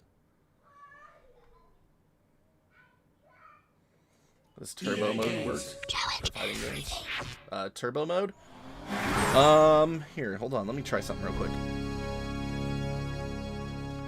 So I have my mouse and keyboard hooked up to my Xbox. So you can use all of the keyboard shortcuts just like you can on PC Retroarch. So as you can hear, I'm pressing F1 to go into the quick menu. So on PC... Well, Fast Forward does work on GameCube now.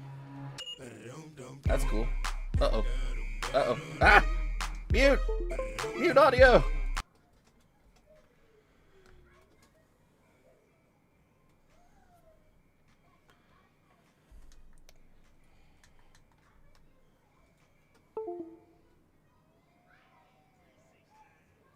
We should play Warzone on April 1st next time. Let's do it.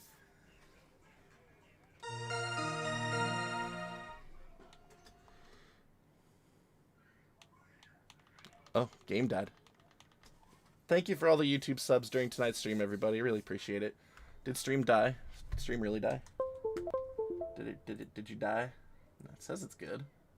0 drop frames. How long has stream been live? Hour 30. No drop frames! Hooray!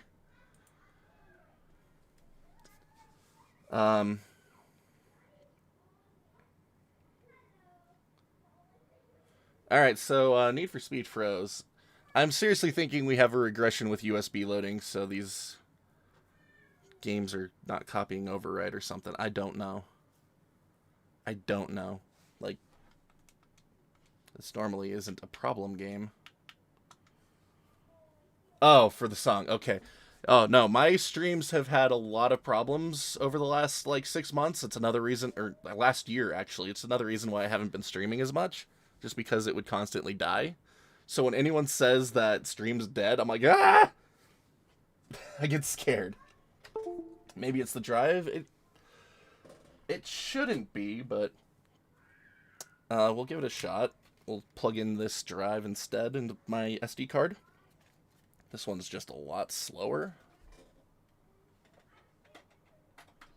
But we'll give it a shot. There's no reason not to. If I knew how to plug it in. My Xbox is like behind my monitor, so it's like kind of complicated to get to. Alright, sit on top of that. There you go. Cool.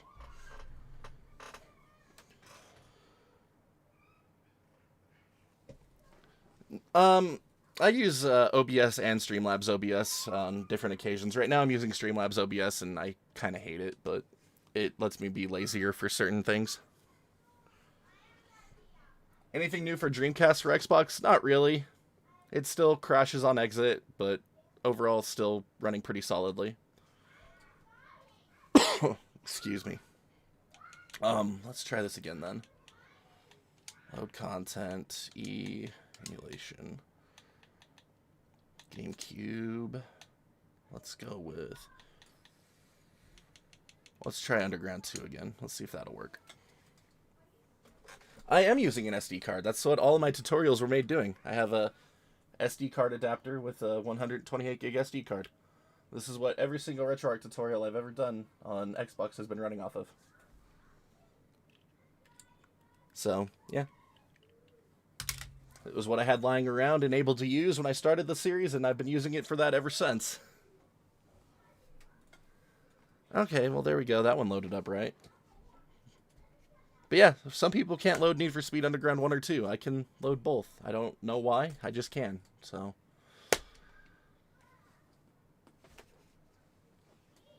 I don't understand. Like, honestly, like I said, Xbox Retroarch, you would think worked the same on everyone's Xbox since it's the exact same program on exact same hardware, minus the whole Series X and S differentials, but the underlying architecture is the same. Yet here we are with things not working the same. Like, it's really fascinating. Can you use 2 USB sticks? Possibly. I've never tried. Let me see what happens if I plug this one back in. I have a USB hub back here I can try plugging it into in a second. But yeah, like, here's a GameCube Need for Speed Underground 2 on Xbox Retroarch.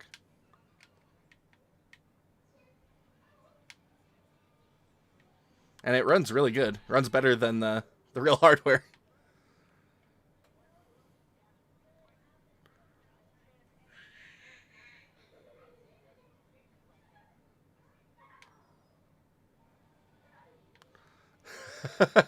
We did hit that McClaws, but we're not hitting it again this month. This month has seen a real tank in numbers, unfortunately. It's alright.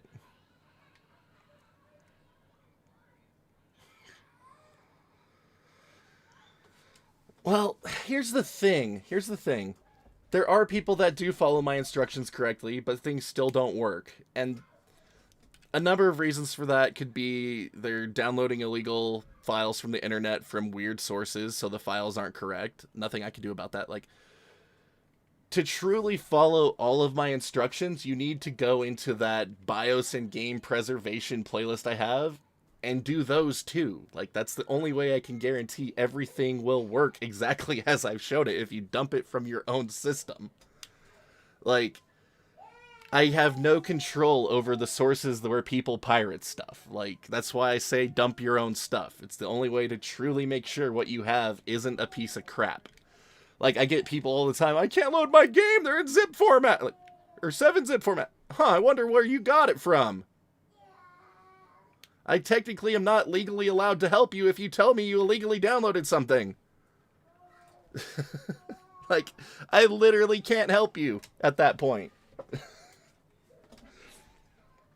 That makes me legally liable for that stolen content. So, yeah.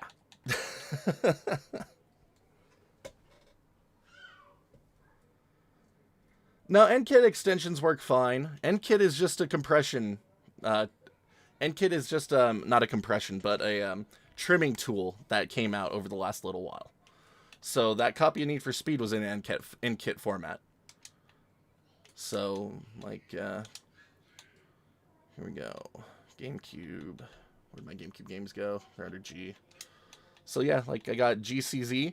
So GCZ is a dolphin compression format. So I have my NKit version stored as GCZ compressed on a trimmed file.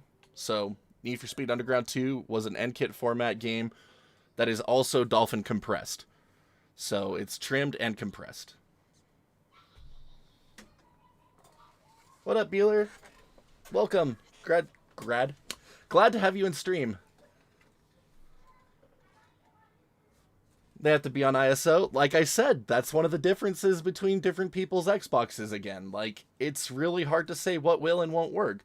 So, in one of my earlier PS2 tutorials, I said you couldn't have your games in CSO format or gzip format. And one of the contributors for that core told me I was completely wrong for saying that. And I was like, they don't work for me. And then when I updated to the nightly, they started working. So it's just like, things work differently on people's Xboxes somehow. Like, it makes no sense.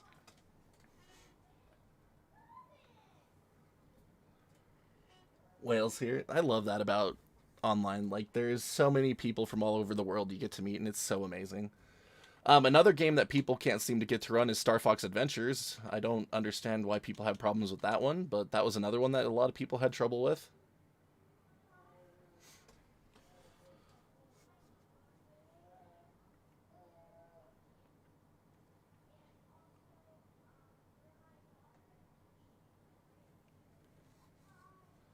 Yes, NKit is compatible with RetroArch. Absolutely.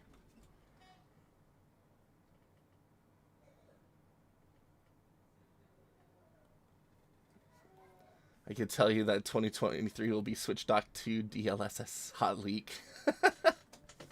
Oh, I like it.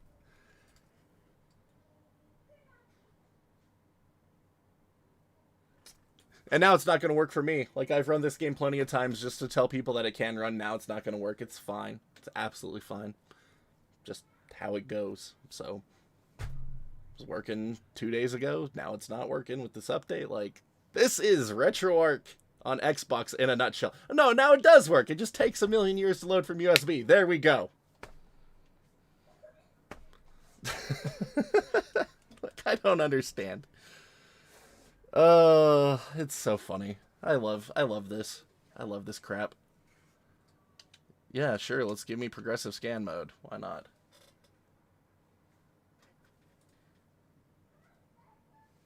NKit is compatible. Request for me, WWE, Here Comes the Pain. I don't have that game, unfortunately. I don't own a lot of games. Well, I mean, I do own a lot of games, just not a lot of the games that people are always looking for.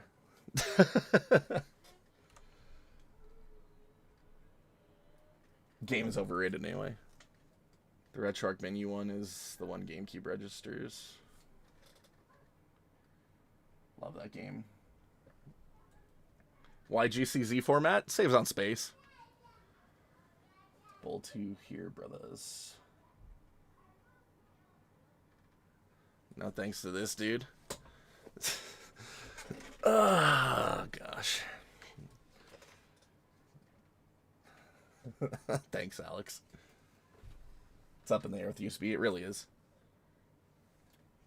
Done for like 7 years. DLSS Dock 2 gives us 1440p 2023. Mario Tennis worked, but now off USB it doesn't. Yeah. Yeah. Dolphin and USB is really finicky. Everything in USB is really finicky. I want to try loading up a PS2 game from this drive, though. Maybe we can finally get that to work. Or it'll kill our system again for another half an hour. That's fine. We'll try it. But let's go with Freedom Fighters again, just because it's under that 3.5 gig limit, so we know it should run.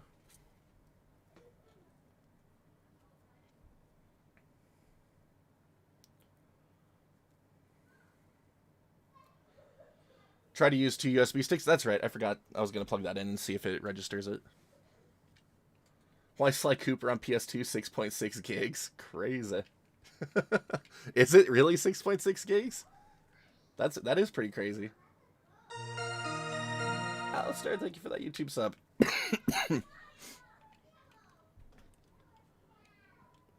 WWE games and PS2, they run super slow. You have to overclock it, but doing that will screw the music. Oof. GameCube games take like 2 minutes to load. That's pretty normal, Matt, from Xbox from USB. Will loading from USB get better over time with future updates?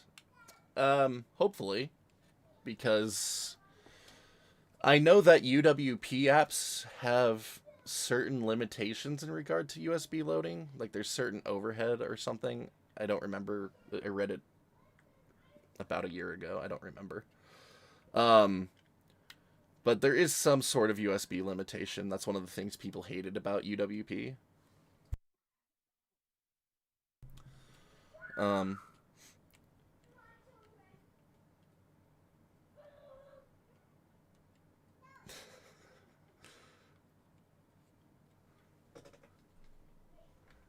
your Series S memory's full, you have all the games on the Xbox. That's really the way to go if you want to have the best experience. If you put things on USB, you're gonna end up in a situation like this where things just are really super slow. So, PS2 game, this game's about 3 gigs, so it took a long time to load up Need for Speed. That was about 1.4 gigs, so we might be sitting here for like 2 or 3 more minutes. Just moved house. The Switch was off 3 weeks. Just switched it on. Controller, Switch battery dead. Monster Hunter Rise Edition. Is it normal? Yes. That is fairly normal if you left it in rest mode. To do a 1 million trick score run on Tony Hawk's Pro Skater 3 on Dolphin? Nice. Congrats. I'm not good enough at that game to do that high of a score. Like, I'm happy with my skill level in that game, but it's nowhere near that good. On the Canada level, that's a fun level. Very long time before they'd be good enough, though. Do I stream often? I'm going to go back to watching your PS2 on Series X video. Do you have a stream schedule? I don't, Alex. I used to stream literally every night, but it was really gaining no traction, so I went back to doing dedicated videos, and that's where things have really been taken off for us. And since we've been doing this so long, we have to focus on things that are taking off a little bit more. But I try to do one at least once a week, typically on Sundays. So I did do a stream last Sunday. I was hoping to do this stream last Sunday, but they didn't have this version of Retroarch out and available yet, so I ended up streaming Apex just for fun. So that's why we're doing this stream here tonight, because I wanted to show this off on Sunday, but it just wasn't available. So I typically try to stream on Sunday, but just really depends what's going on with the family. I try to reserve the weekends for them. I used to make videos every single day, even weekends, but now I give the weekends back to the family now that we're a little more successful.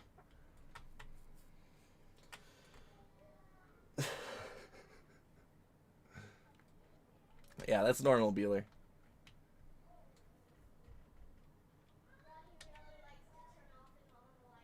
I do need to stream more often. It's a big time commitment. It's a huge time commitment to stream that much, man. Like, that's all it comes down to. Huge time commitment. I want to see my kids.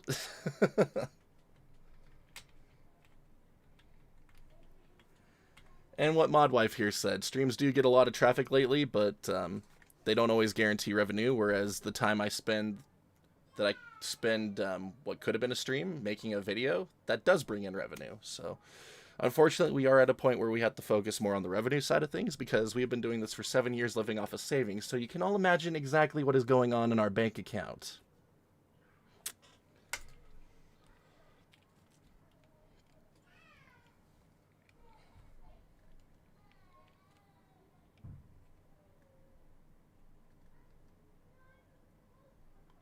Took years, brother. Years of trying the same run. I applaud your dedication, Codename. Like, that is amazing.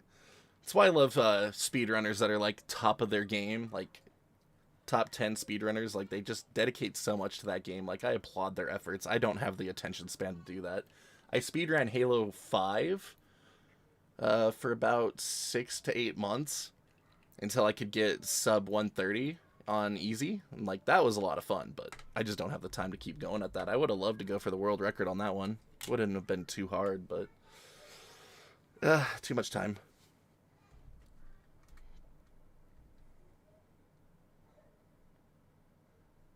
What's your favorite console game of all time? Star Wars doesn't count. Favorite console is a really hard one, just because I'm a fan of most systems, but for one that I've studied the most and learned the most about, it would be the N64, just because it was the first console that I bought and bought my own games for. And then just the plain old history behind it is so fascinating. Like, N64, PS1, like, the dynamics between those two systems was amazing. Alright, I still think PS2 just can't load from USB. Like, this is totally broken.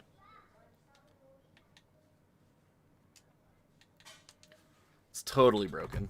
Totally doesn't work. So, we're going to say that they disabled USB loading on PS2 currently. He'll say Star Wars just to spite me. But I don't have a one favorite game. I have a number of favorite games, just because there's a lot of games that are important to me. So yes, Star Wars Rogue Squadron 2 is one of my favorite games, not only because I love the game, but it also started my YouTube channel, so it's a very important game to me. My copy of Pac-Man on Atari 2600 over here is the very first game I ever played, so that is a very special game to me. Command and Conquer, Metal Gear Solid 3, Ace Combat 5, like, my favorite games are determined by the impacts they've had in my life.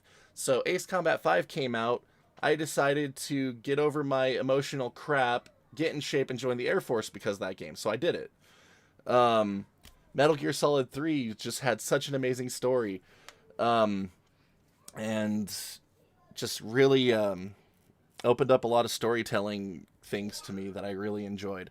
Halo 1 was the first time I didn't own we were a Nintendo household, and so when I played Halo at a friend's house, I had to buy an Xbox. So I got my first non-Nintendo system because of Halo, so, like, that's a huge one for me. Like, just a lot of different things. Like, the things that I enjoy have really, like, personal significance, if that makes sense. Stream is where the big boys play. You just gotta find your thing. Like, I like to talk to people. Not all streams are good for that. Like, so, eh. But yeah, so whenever we try to load something for PS2 on USB, like, that totally kills RetroArch. You see this? Like, it is dead. So don't try to load PS2 from USB on 1.9.11 right now. That is dead.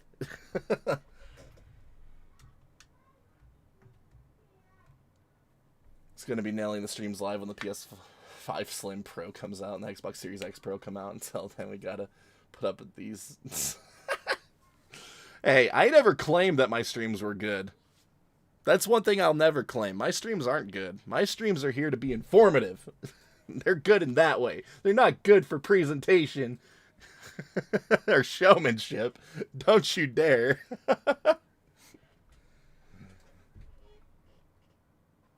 Putting my kids to bed right now. Yay. I'm going to be putting my kids to bed here in a minute. It approaches. It does approach. This game's beautiful. Been there, done that. Star Fox series may be my fave. I love Star Fox 64 to death. That was a game where I learned I was a big Rage player as a kid. I got really pissed off at that game.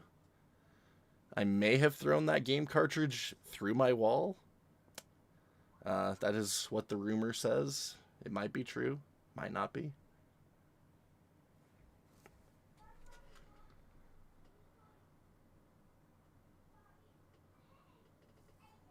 Alright. I'd like to donate you an Amazon voucher if possible, you know, for the kids maybe. I mean, I'm not sure. I guess email if you were really wanting to do that. We appreciate anyone wanting to contribute anything to our channel. But never feel forced or anything. That's why I don't put that stuff at the beginning of videos, like on a lot of YouTube's channels. Like, you know, you go to a YouTube channel, you'll be told to sub, check out, like, crowdfunding links or anything like that, all within the first 10 seconds, and that's what you're supposed to do to properly grow a YouTube channel. I decided very early on that I was going to focus on ad revenue, even though it would be slower growth and slower income, just because that's how I felt I should do it. So that's the way we've been doing it. So that's why the only time I ever try to plug that stuff is in the last 30 seconds of the video, where statistically no one is actually going to see it. So it's a personal choice, but we appreciate anyone donating anything, but I never want anyone to feel forced. Like, that's the whole thing about it. Resident Evil GameCube or Monkey Ball? I never played the GameCube Monkey Ball games, so I'd have to say Resident Evil. Yes, Modwife graces us with her amazing presence every now and then. Pac-Land, Resident Evil 4. I love Resident Evil 4. I have a story about Resident Evil 4, though. So, Resident Evil 4 came out January 2005. In December of 2004 is when I got into the car accident that killed my shoulder. So I got into that car accident, thought I was okay, went home, played Burnout 3, to the appalling of my aunt, because it's a game about crashing cars, and I had just been in this really dramatic car crash. And the next day I wake up and I literally can't move my arm. My arm is literally dead weight, and there's just insane pain. So beginning of January, I go in and we get the labrum inside the rotator cuff repaired. And so I'm in a sling. My arm's like propped up like this, so I'd play my GameCube like this, laying on a couch. It was pretty great. But the day Resident Evil 5 came out is actually the day my mom left my dad. So had her take me to GameStop, get Resident Evil 4, take me home, and then she was gone. So that's fine. Later, Mom, I'm gonna play Resident Evil 4. Good riddance. That was funny. 2 USB sticks. I know, I'm forgetting this clips. I'm sorry. Where's that USB port? Alright, move my mic out of the way. But yes, that is my story about Resident Evil 4. That is the game I was playing for weeks after my mom left us. No biggie.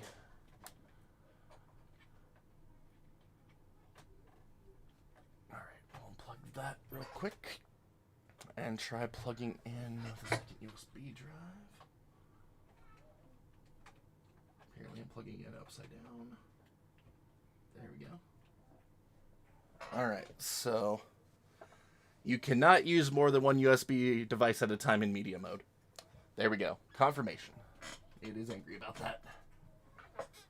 You can use more than one USB drive if they are in Xbox formats, but media format can only do one. Hooray, we have confirmation.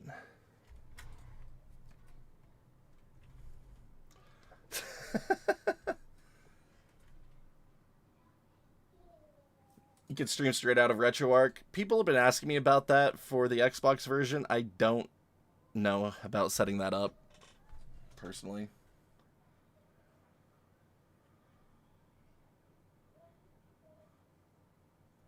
Found a big, bold Bluetooth speaker for the emulation laptop in a secondhand shop. Nice.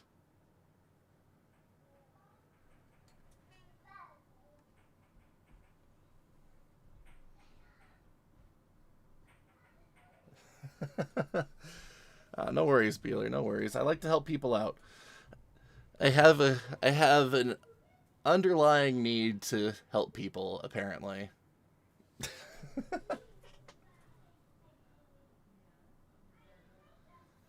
Two games I always seem to go back to are Metal Gear Acid 2 and Champions of Norath. If only the latter ran in PCSX2 better. The cord needs the fast texture and validation option badly for that. Dude, Champions of Norath would be super demanding on Xbox for sure. Holy cow. I still need to go back and play Metal Gear Acid 1 and 2 again. I made it about halfway through both of them, but never finished them, and I'm so sad about that.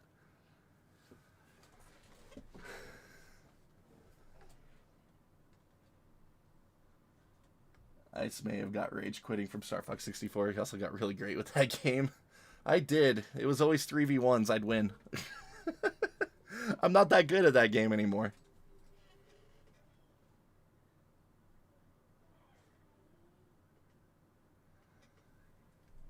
Sorry about the accident. Found out I had heart disease when that came out too. Oh, that's too bad, Kingdom. I'm sorry to hear that as well. No, but that's why I got medically discharged from the Air Force. I thought I'd be okay because this happened before I went into the Air Force.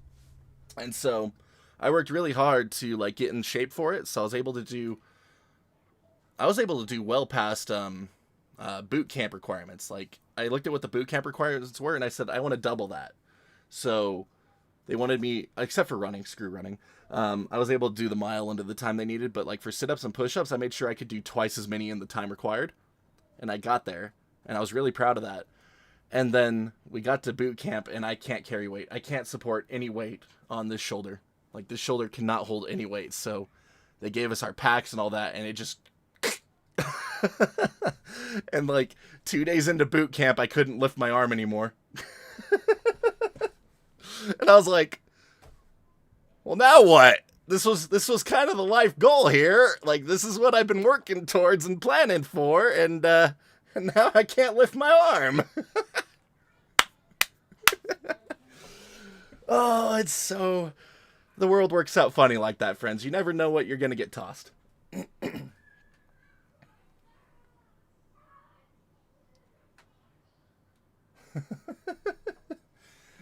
Oh, nah, mister. I don't even care. I don't even care. It was funny to me at the time. It's funny to me now still. Like, I still talk to my mom and stuff. It's not like she's out of my life. But I like to make fun of that story because I'm in this sling and this thing, and like they've been having problems for years, but I like to give her crap that she left when I was debilitated. Oh, hi, Rod. Are you sleepy? Are you a sleepy bug? Oh, sleepy bug. Oh, he's a sleepy bug. I'm sorry if I'm missing comments, guys. This chat is really popping off tonight, and I do my best, but I apologize if I am missing a lot of them. PS2 memory cards, boot to BIOS and configure it like an actual PS2 system. We'll see if we can get Retroarch running. I'll show you that. Hey, there we go. You just have to wait a long time for it to reset. There you go. But, here. PlayStation 2. Boot in here. So, if you go in to the quick menu and go down to options, you can boot to BIOS. And now that the core doesn't crash when you quit it, we don't have to worry about flushing the options to the core, so we can just... Let's try restart first, see if we'll go in there from restart. Probably not.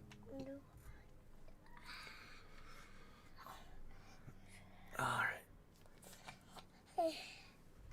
Keep being you? Oh, I plan to. No one can stop me.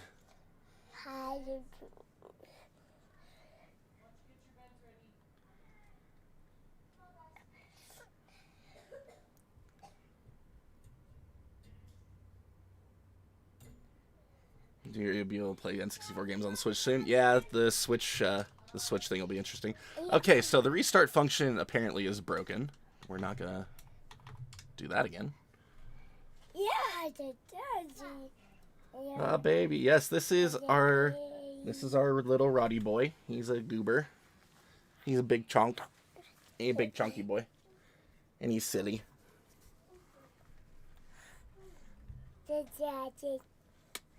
Alright, so let's try this again. Sorry. We'll go back in. Should have that option set still, maybe. We'll see. Try it out. No, it did not. Alright, boot to BIOS. Alright, close content. Run it again. There we go. Mwah. Oak City! I cannot see you. I can't. I'm sorry. Saying doesn't work. Ground control the Major Tom. Yeah, Goblin is a brat.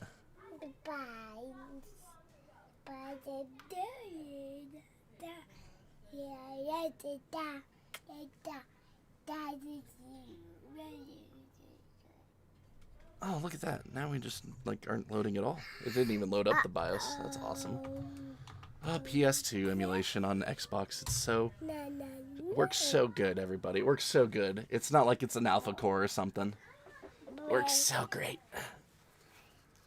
Alright, let's make sure that option is still set. It's so good. It makes me so happy. Alright, boot to BIOS enabled. There we go. Yeah. Alright, boot to BIOS. Browser. Memory card. Yeah, and there's my PS2 saves. And then you can just manage them like a real PS2 memory card. So, if you go into your quick menu, you can go into options. So, memory card slot 1. Apparently I have that set to a shared memory card right now. Oops. But yeah, you can increase that size to 32 and things like that. So slot 2, I like to do a 32 big. There are some PS2 games that won't work with memory cards over 8 megabytes. So I like to put a 32 megabyte as my second memory card. And that way, we'll have to restart the emulation for that to take effect, though. So let me do that real quick. Mommy has a treat for you. Go get a treat. Yeah, go get a treat, bug. All right. All right. 15 days in the great state with the best snow during the season. It's going to be famously. Oh, I can't wait, Oak City. It'll be great to see you again, man. So sidebar me, I'll send you some bucks for Xmas tree. Peace out, sir. All right, Beeler, I appreciate it. I don't really know how to get into contact with you. You could try out my email address, I suppose. All right, so as you can see, PCSX2 is very buggy. Tell him to give you a cyborg robot arm. I want a robot arm, Gary. This arm is a pain in the butt. I wish I had a robot arm. Is there any way to make Scarface run better? No. It's a demanding game on a system that it's not meant for. You will need to have a good PC for that one. Do we have Pikachu's thing? Johnny Silverhand's arm. There we go. Oh, hi, Iris. Mommy just told us if we could use Pikachu thingy. Yes, my phone is alive. Hmm? Barely. Here. There you go. Thanks for being kind daddy today. Because I'm so mean other days. You're nice today. Well, what do you think of that? So much gratitude right here in this one. What the heck? Good job. What? How do I even interpret this? Like, what the heck? Alright, but yeah, so now you can just copy things over. Copy things over. Just like you would on a real PS2.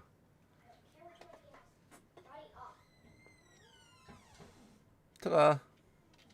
And now when I go over to that second shared memory card, it is 32 megabytes, and there's that copy of Freedom Fighters I just put on it. Ta-da! Go brush your teeth, kid. I'm doing the Pikachu thing. John's first. Oh. Well, say hi to stream and tell him you're a psycho. Hi. Tell him you're a psycho. I am not a psycho. Here, get in the camera. Get in where they can see you in the camera and tell him you're a psycho. I am not a psycho. Yeah, I kind of want. Yeah, Thanks, Mommy. I'd be happy with a metal arm. Thanks, Mommy. Hey, relax. So yes, this is Iris. That's John. That's Alexis. In the way. All right. Then move it. But yeah, there we go.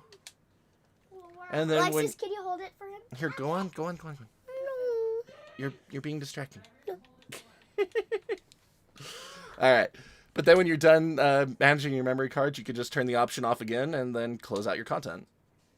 And then we'll let it freeze on us again, and because PS2 emulation is so stable. Goblin's the cat, yes. I put soap to hold your phone. Offend anyone? Take it easy, my friend. Thank you for hanging out so long in today's stream. I appreciate it. So, we've discovered there are some regressions with USB loading in this version, unfortunately. And me. But for the most part, seems to be okay of an update. We got the fixed version of PCSX2 in there by default, at least. And they have the proper version of the Dolphin Core in there for Wiimote stuff, so 1.9.10 did not have that.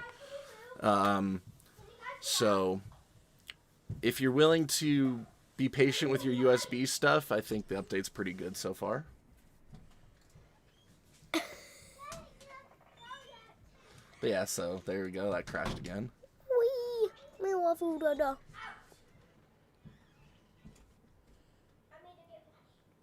Oh no, Pluto, that's terrible. I'm sorry. I'm sorry to hear that. That's so unfortunate.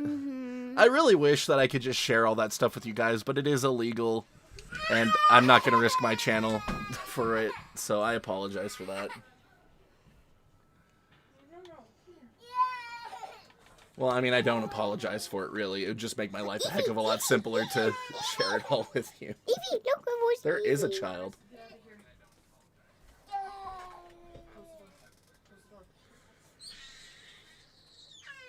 What up, Dalmnation? That's fun. Thank you for showing up to stream. Appreciate it. I'm glad the videos could help you out.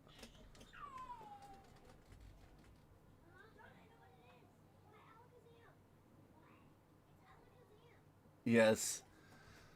Yes, another child. We did it. We went there. We went there. We decided to be the family with 5 kids. Family with 5 kids. Good stuff. How'd I miss a stream for 2 hours? I don't know, Red. I don't know. I kind of stealth jumped on stream here. It was all sneaky snake type things.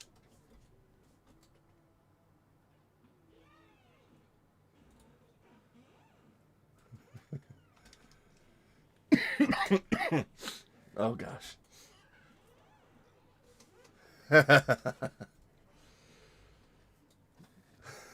It's all good, Midnight. It's all good. It's all good. You got it working. You got it working. There is going to be a 5th. We do have 5.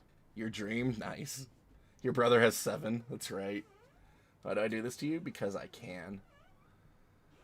Just missed the notification. Ah, it's all good, Red. I appreciate you popping in saying hi. I'm gonna be those people. I am.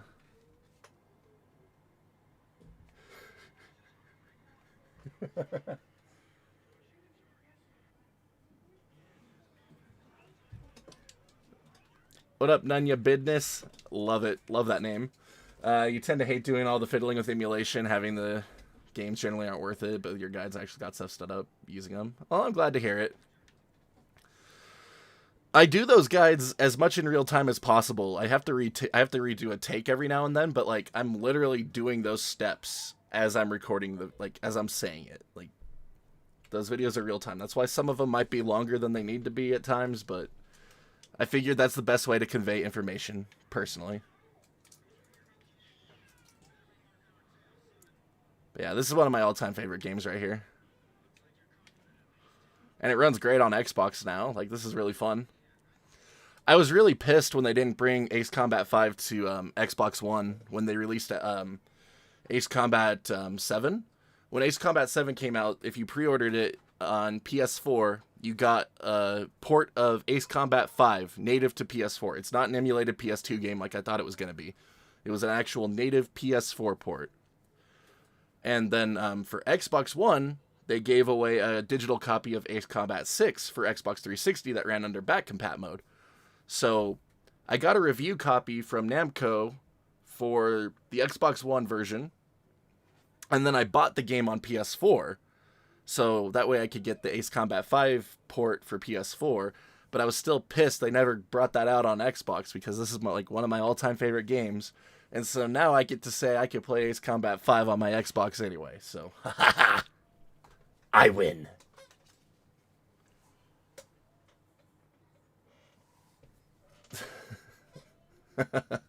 Yeah, exactly. PS2 was great.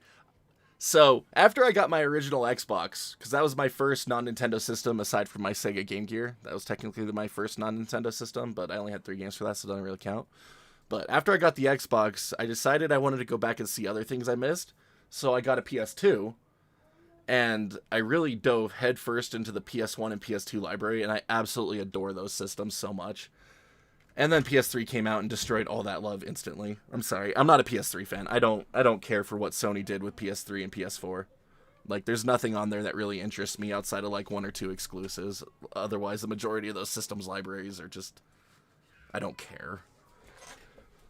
But to each their own.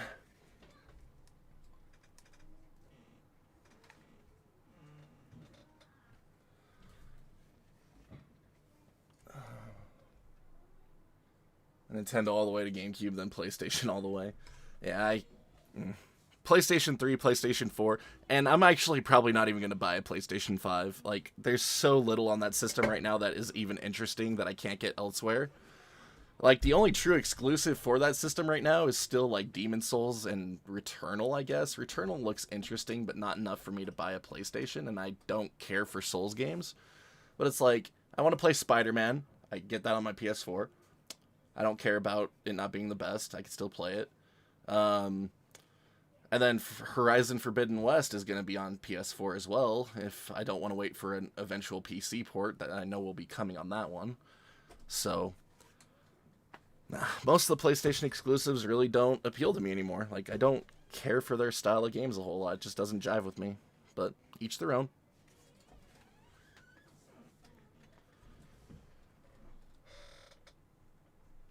Halo 2 is so good. Oh, so many memories with Halo 2.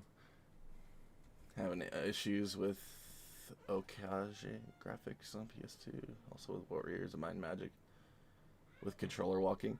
Well, they may not just be compatible with the alpha core. Like, it's really hard to say what the issues might be. Like, it might be something you could change in the settings.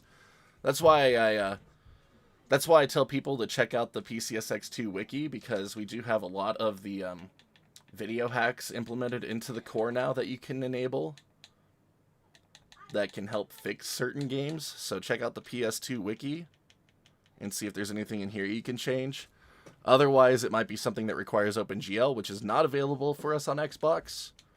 Or it just might not be compatible with the current alpha core at all. So, like, it's really hard to say. Actually gonna get another Series S for the wife, loaded with every RPG we can find. Nice. OG Xbox, really good. 2 Series 2 and 2 Series X, nice. I managed to get this Series X very luckily.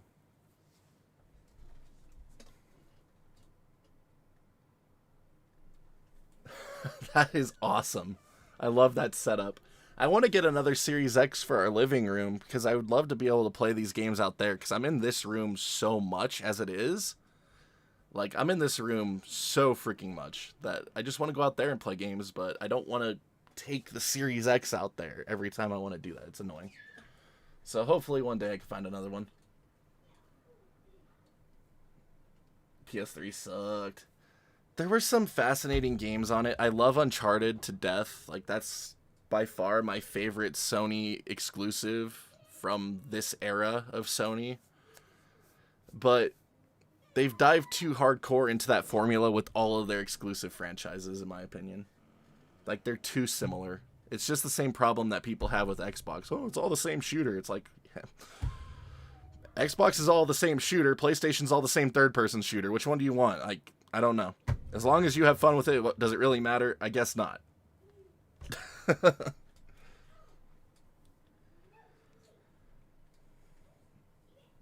Yeah, I still have my 360 and my PS3. I don't really touch the PS3. I touch the 360 a lot more than PS3, but at the same time, most of the 360 games I own are backwards compatible on my Series X, so...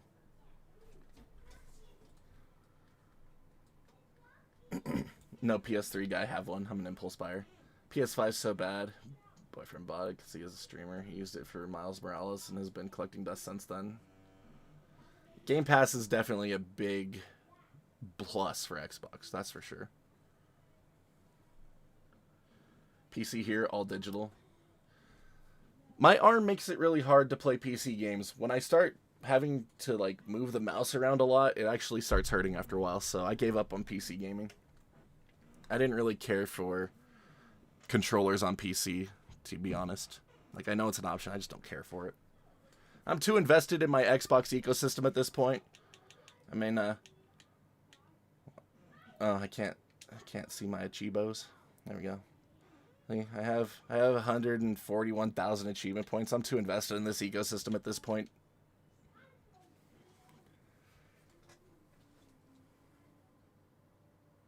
It's my fault you got a Series console just for Retroarch. I like it. I'll be responsible for that. Well, the only reason I got my PS4 is because I started writing for Game Tyrant. I got involved with my gaming website.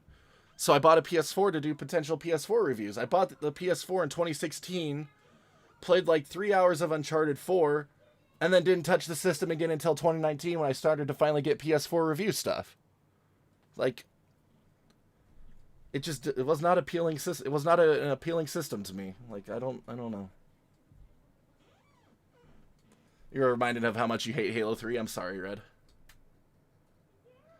Street Fighter 4 Arcade Edition was locked to 720 on PS3 for no reason. The PS3 actually has a really bad internal upscaler. Like, most games on 360 and PS3 run at 720p or below, but then are internally upscaled to your selected resolution. So PS3 actually has a really bad internal upscaler. So that's why you'll have games that don't run at 1080p, even though 1080p is selected. Whereas other ones do run... I don't know. PS3 was a nightmare. PS3 was a nightmare and a half. I don't even want to... Like, the poor developers.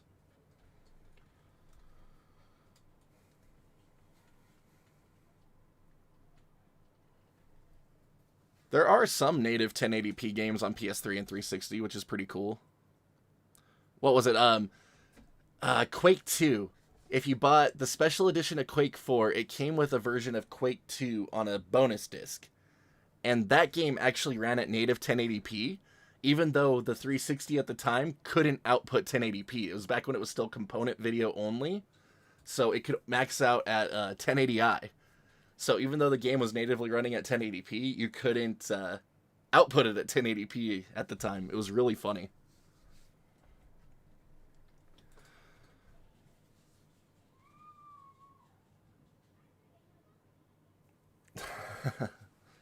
I have PSVR. That's the only VR I got. I got that on a Black Friday sale for like $200 for a full set. I was really stoked. I am going to get Halo Infinite. I want to buy it, but also at the same time, I don't want to spend money, so I'll probably just use it through Game Pass. And then the multiplayer is free to play anyway, so me and Red are going to be hitting that one hard.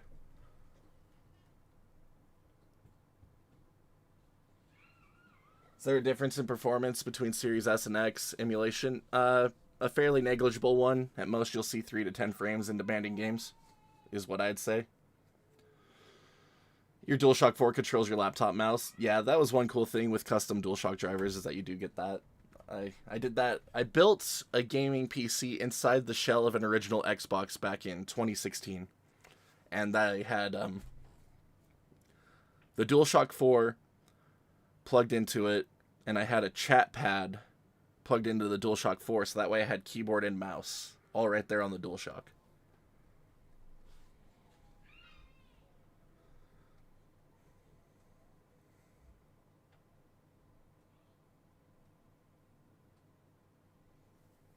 That's a good system code name. What would you have played on PS4 from 2016 to 2019? I don't know. Like, I'm just so not interested in PlayStation games. It's kind of sad. And then people give you crap for that too. Like, they think you're terrible for a person because you don't like PlayStation stuff. And it's like, dude, I don't care. How am I ever going to recover from this sick burn you did on me because I'm not a PlayStation fanboy? Like, oh no. What would I say be the best use for Retroarch emulators? Anything PS1 and under. Past that, you're going to have issues just due to core limitations or system limitations on Xbox. On PC, well, Dreamcast works okay on Series X and S. On PC, same, like, you can run it a lot more. You can make it a lot better on PC even, because you can do run ahead and stuff a lot better. I haven't even experimented with run ahead stuff on Xbox. I'm too scared to. I am far too scared to try run ahead on Xbox. How much issues it has to begin with? Like, oh man. Terrifying.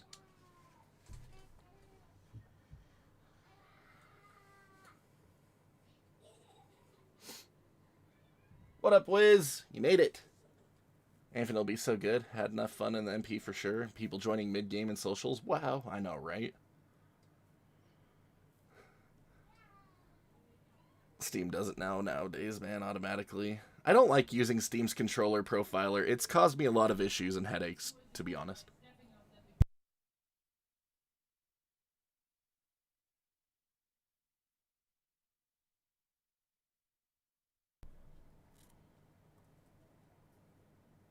PS fanboys are such a pain. just fanboy mentality of any kind is pretty bad. Like, I just posted that video a couple days ago about trying out the Intellivision Amico because they were hosting an event down the road from us. It was literally like 10 minutes away. So I took the kids to it and had a great time. And people are like so pissed that I had the gall to say I had a good time with the system. It's like, I did have a good time with the system. Like, it's very easy to use. I didn't have to explain to my kids how to play games, which is a first.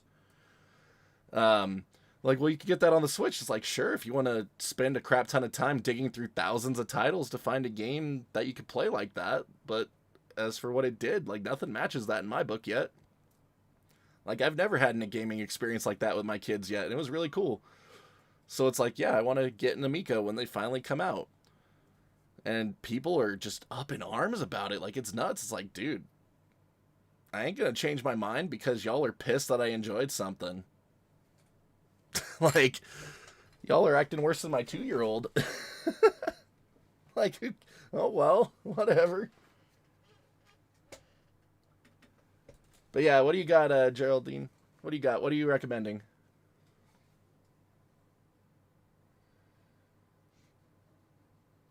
Red Mage wants to mod is an OG Xbox still. OG Xbox is so good. Like, such a great system. And you could do a lot of emulation on that, too. Like, you could go up to PS1 MAME on that thing, too. Like, it's crazy. ROM hack for Banjo-Kazooie is so good. I'll tweet it to you later. Oh, no. I don't want to disappoint you, but I'm not a Banjo fan. Unless it gets rid of 90% of the collecting that needs to be done in that game. Like, it's such a collectathon. It's such a drag.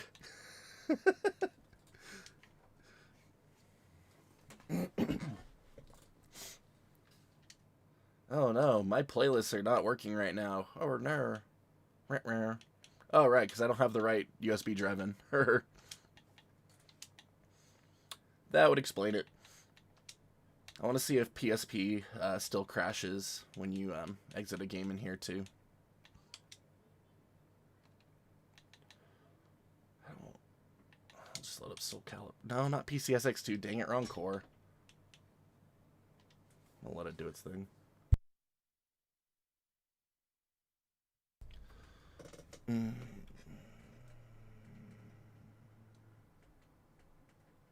That new wired Xbox 8-bit though is going to be nice for emulation. Yeah, that's going to be perfect for a lot of people that don't like the standard Xbox pad. I don't have a problem with the Xbox D-pad like a lot of people seem to. I really like this controller for emulation. But each their own. So I'm glad because that's going to be an actual official Xbox controller. So it should work perfectly under dev mode and by extension Retroarch. Got to get my Raspberry going. Joel gave me a monitor I'm going to use. My ceiling flooded my living room. It was a big mess. Oh no, I'm sorry, Oak City. Even if the creator is crazy, not going to lie, who cares? If the console still works, yeah. And that's the thing too, like, people are dragging up so many stories about him, like, and they're all meant to fit a certain agenda. You don't really know if you could take them all seriously. Like, I'm sure some of them are true, but the way people have brought it up makes you really question a lot of them. But, I mean, I don't really blame him for the way he went off on social media. People are attacking this thing for no reason. Like, it's really ridiculous. Like, I don't blame him for freaking out about that. Is it good image for his company? Probably not, but I mean, I don't blame him. I understand it. But, yeah. It's really stupid, though. Like, people come after you over the stupidest crap. And it's like, how pathetic is your life that this affects you? Like, that's what it really comes down to. What is so screwed up in your life that you have to come and attack someone over liking something that you aren't interested in? Oh, well. Wireless mouse on the fly, basically. Dude, Codename, your setup is so cool. I love it. Gonna try to get a Tualatin mod. That'd be so good. None your business. Pre-ordered a Polymega, and the amount of vitriol that I got saying I was excited about this. Yes, Polymega is another one. My goodness, I've been excited about Polymega since they announced it. And then when they announced it was going to be pure emulation instead of part FPGA, I was like, I don't really care. They're still emulation. It's just a different form of emulation. One isn't inherently better than the other. It really depends on the amount of work that goes into it. That's what a lot of people don't understand. Analog's done a good job of hoodwinking people into thinking FPGA isn't emulation. It's just a different form of emulation. But emulation it still is, and whoever writes those cores for that emulation process, whether it's software or hardware, is going to determine how accurate something is, how much input latency there's going to be. So, I mean, RetroRGB even tested the Polymega and showed that it only has like 1 to 2 seconds of input lag. That's amazing. And it's software emulation, so people are like, oh, that can't happen. And then RetroArch, when you have run-ahead mode and stuff enabled, like, it has less input lag than the real hardware for some of these cores. Like, it all depends on who programmed the stupid thing.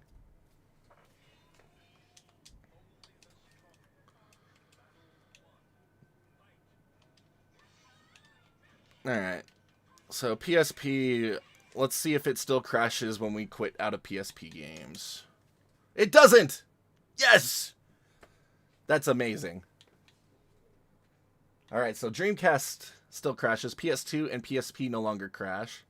How about N64? Oh, wow. Dang it. I forgot that none of my playlists are going to work because I have the wrong USB drive plugged in.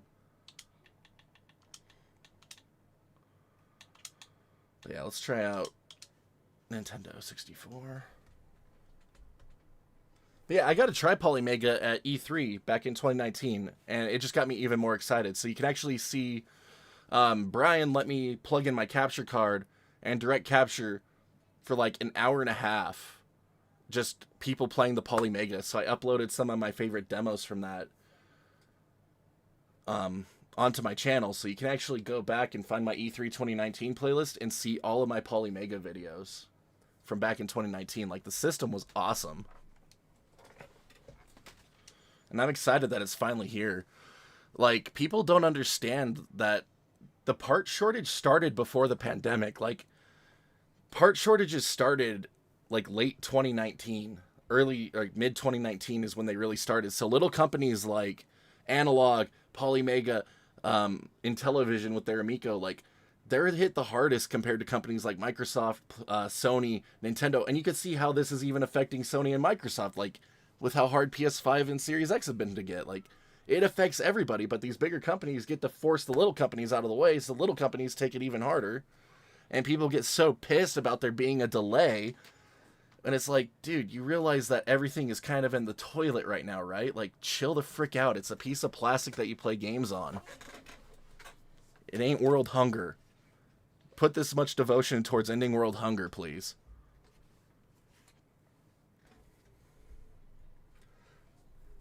What up, Matthew? Sorry, I'm behind on chat again, guys. This is what happens. We get into some rantings here. It's amazing. I love that we have Angry Lion emulation on Xbox now. It makes me so happy. I wish we could get parallel RDP and RSP, but I will take Angry Lion in the meantime.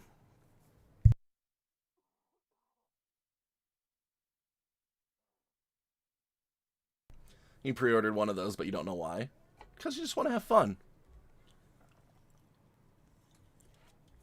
Oh, yes. Water pipe broke, but I know a guy who can fix it. Me. 2 Series X and S. 1 Elite 2 controller we got on me. That's too bad, Matthew.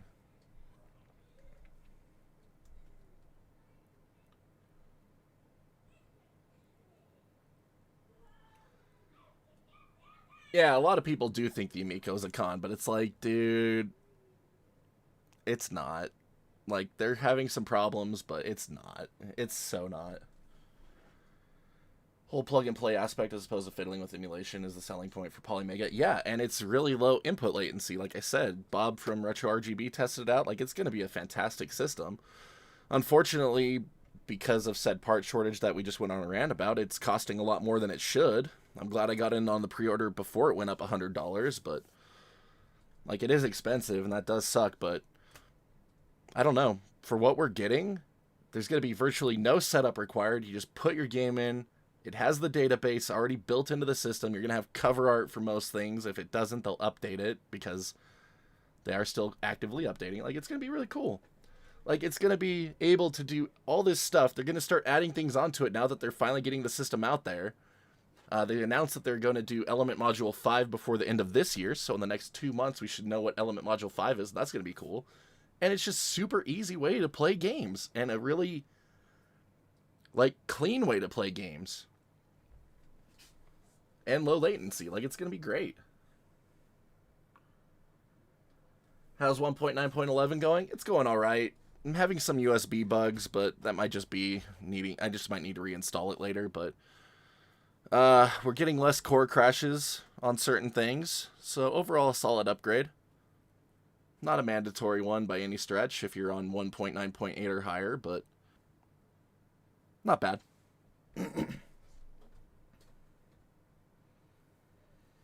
If all of your playlists are on the internal drive, you have to remake them all. Because the folder name changes between Retroarch builds. So you have to remake any playlist that was on the internal SSD like I did at the beginning of stream.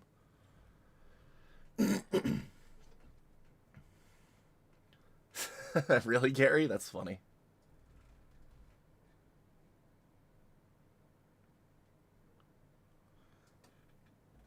Oh, welcome, Lord Supreme. I love seeing all these names in chat. Flash games on an old mobile chips. Dude, who cares? If they're fun and you can enjoy them with your family, what does it really matter? Like, people are like, oh, this don't even have graphics better than PS3. It's like, does it need to? Like, why does it need to? Oh, well. To each their own. Just don't be a dickhead about it. That's the problem. Too many people on the internet just want to be dickheads. Oh, well. Oh, well. What are you going to do? Alright, let's see if N64 still crashes when you leave. It doesn't? Yes! That means the only thing that still crashes is Dreamcast. That's awesome. Hooray, I'm so happy. I'm so happy, everybody. It no longer crashes. Oh, that's right. Wrong playlist. Wrong USB drive, I mean. Let's put my proper USB drive back in so we can use our playlists. Tired of this nonsense. I eat Lay's potato chips on RetroArch all the time. I know that's what they're saying. I've been getting... You should see the block comment section with how bad people are going at me over saying I like the Amico. It's hilarious, man. It's hilarious how pathetic some people are. It's a piece of plastic. If you don't want to buy it, don't buy it. You don't have to tell people they're dumb for wanting it.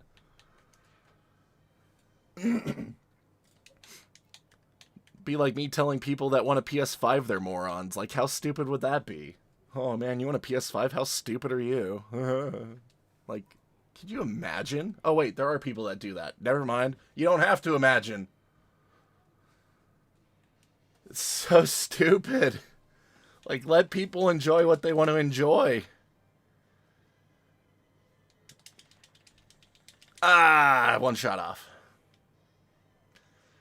Alright, Matt, you have a great day at work. I think I just said that, but I don't care. I'll say it again. You're awesome. Thank you for supporting us, man.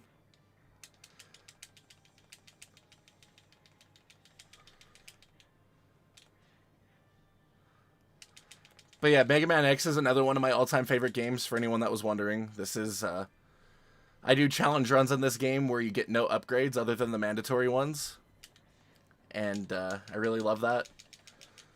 If you check out my Retro Achievements profile, I have 100% of this game on Retro Achievements, because I like it too much. Need to recover data from my hard drive. I don't know, man. I used one called Recuva, R-E-C-U-V-A, a couple months ago. I don't really ever have to recover data all that often. I have too many redundancies.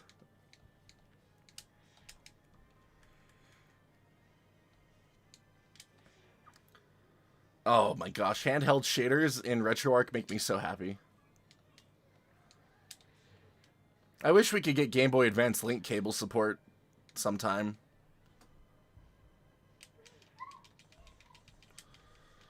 But yeah.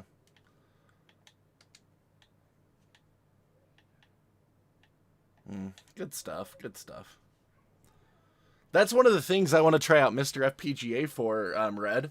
Their GBA core has built-in link cable, so you can output to 2 different monitors, 2 different GBA systems on the one system, and that's really cool to me.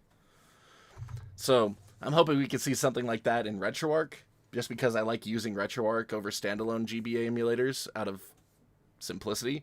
Because, I mean, standalone Game Boy Advance emulators have had link cable support for years.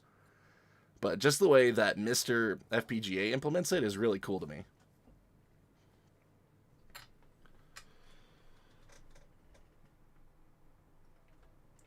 Yeah, that'd be smart, dude. That would be really smart. Yeah, I'm really excited. Like, there's a lot less crashes on a lot of this stuff now. Like, this is really cool. Yeah, I mean, we got the MGBA core. Like, MGBA is such a great Game Boy Advance emulator. Like, it doesn't have all the bells and whistles as some of the other ones, but it's so freaking accurate. It's amazing. What up, Esco? Glad they could help you out. Thanks for popping into the stream. I'm actually gonna hop off here in a minute. I should be getting the kids to bed. Let me go check on that real quick, actually.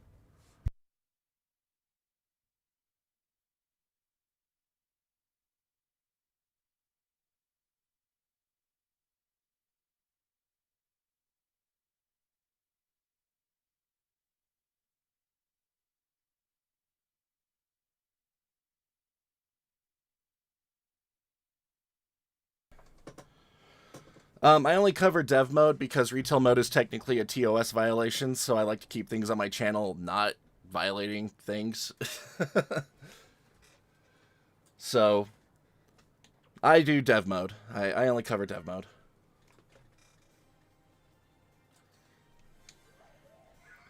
About to try to set up your Retroarch emulator for PS2. Wish you luck. Wish you luck, Cahill. You don't need to, if you downloaded 1.9.11, you don't need to add in that core like I show in my video. It's the same core.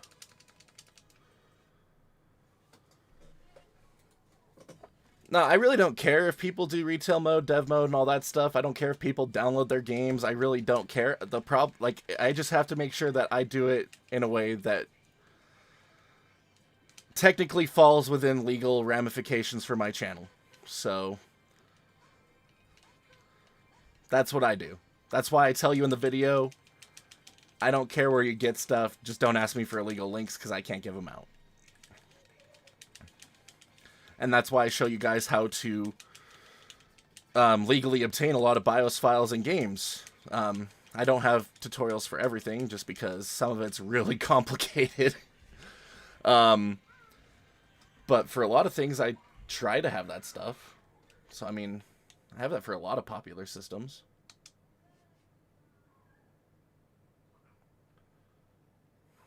Act like this stuff's gonna change the world. Changes some people's world, man. You never know. You never know. What's that quote from, Gary?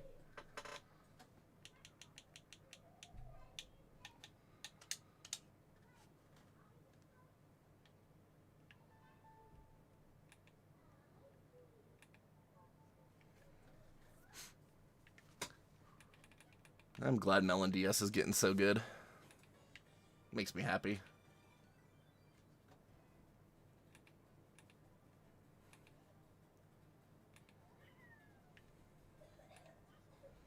A lot easier to control the cursor.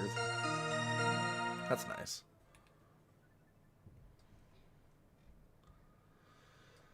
Yeah, people ask you for everything because they are lazy. People don't want to put in the footwork for a lot of stuff. So even though something might be covered in one of my videos, people want to make me spend half an hour of my day typing up the same answer to them. That's why I ignore a lot of comments now. Because I used to do it, but it's like, nah, go watch the video. I spent this time making a video showing you how to do that, so go watch the video.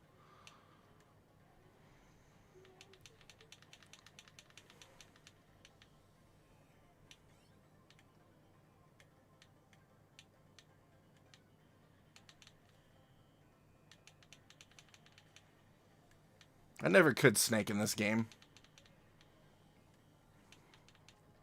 Once people discovered snaking, the online in this game died to me.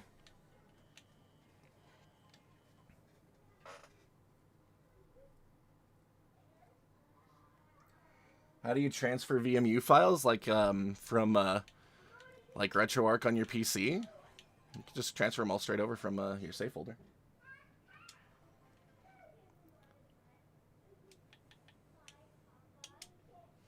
All right, here. Let me show you. Show you something. I don't know.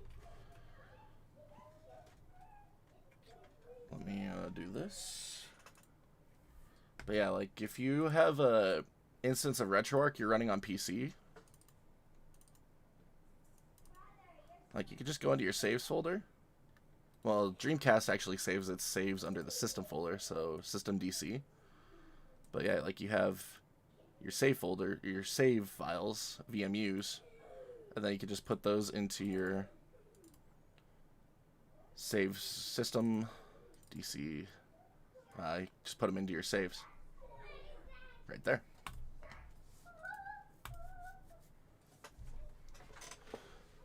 Alright. But yeah, you can do that for all saves, actually. So, like, if you have...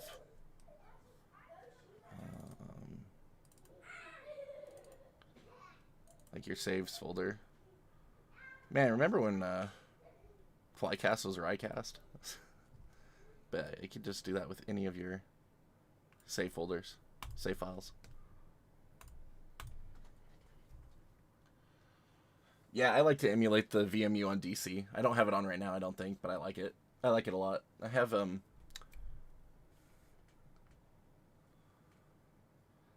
extension was a VMI file. I have no idea then. I have no idea about Dreamcast save formats, to be honest. But I'm going to have to call it here for now just because I need to go get the kiddos to bed. But I appreciate everyone hanging out, checking out this version of RetroArch with me, 1.9.11. It seems that they removed PS2 USB loading, which is a good thing because it was totally busted. A couple of bugs in GameCube and Wii USB loading, but maybe it was just needing a reinstall. I don't know. I'll explore it. But it was fun checking it out, fun talking with all of you. We have finally settled the long debate between me and Midnight. It was a save from GameFAQs. Okay. It might be in like a different type of format though than emulation then. I don't know. I'm sorry. I just don't know. But yes, appreciate everybody so much for coming in and hanging out. Thank you all so much for the YouTube subs tonight. Big shout out again to Giattabur. I'm still butchering the poor person's name here for that Prime sub. Geraldine, thank you so much for that super chat. It really means a lot to us for that you all support us and what we do here and believe what we do. It means the world to us. Like, big thank you to all of you. Oh, here, hold on. I forgot to do that. We gotta do that. We gotta go to the big screen here. There we go. And then Tolik, thank you for that super chat as well. Like, you all honestly have no idea how much even, like, a single $1 does for us. Like, we're super grateful to each and every one of you for that. Just, thank you. But we should be back on Sunday night, or not Sunday afternoon for a stream of some kind. Hopefully. Have 96 cents. Thank you, McClaws. Thank you for throwing 96 pennies at my face. I appreciate it. But yes, thank you for coming in. Thank you for asking questions. I'd like to do what I can to help people out. Sorry again for any chat I might have missed. Oh my goodness, Red Mage with the 9-month resub. Red Mage, that's our Twitch baby, my friend. As our good old pal Smudgers would have said. I miss Smudge. But yeah, as always, if you have any questions, feel free to ask me on the comment sections of the videos. I do my best to try to answer all that. Sometimes things slip through the cracks, as always. Like, I can't guarantee everything, but I do my best. I'm just one person after all. But absolutely, feel free to ask. We'll do our best. And appreciate each and every one of you for the support, because y'all are amazing. But yeah, we'll catch you all on Sunday. I'm not sure what I'll stream. Might be something retro, might be some Apex. I don't know. It really depends how I feel. It's another reason why I don't stream a whole lot. People don't really care about when I stream modern stuff. But look forward to seeing y'all there. Make sure to check out some of the other videos on the channel besides the emulation stuff, to really help support everything that we do here. Makes a big difference. But other than that, y'all stay amazing. Y'all have amazing nights or days, depending on what part of the world you're in. Some of you, it's the middle of the freaking night and you should get to bed. Just kidding. That's not me to say. I'm not going to judge you like that. I stay up till like 3 or 4 in the morning most nights. But appreciate each and every one of you so much. You have no idea. But I'm beginning to talk in circles now, so we're just going to call it there. Later, y'all. You're also welcome. Screenshot this. Screenshot it and keep it as a memento.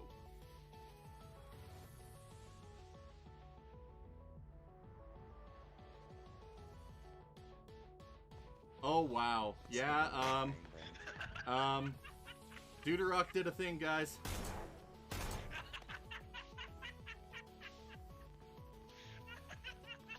That's why I give the game 10%. 10%. Sometimes it does stuff like that. Oh, almost got him out. Here, hold. Strafe to your right. Strafe to your left, I mean. Strafe to your left. Stand up. Stand up. Stand up. Uncrouch. No, I stuck. Alright, turn so I can see your head again. Keep strafing to... Strafe towards the stairs. No, stop turning. Stop turning. I can't shoot you if you're turning. Here. No, turn around so I can see you again. All I can do is shoot you in the butt. And I know the stream is known for butt shots, but that's just ridiculous. Up in relay? Yeah, can anybody take a Phoenix? Yeah, Take a I what? can. a Phoenix. I heard penis. Oh, yeah, I can take one of those too. Wait, what? What? Oh, that's so hot. I mean, Told you, I thought it was funny sometimes. oh my.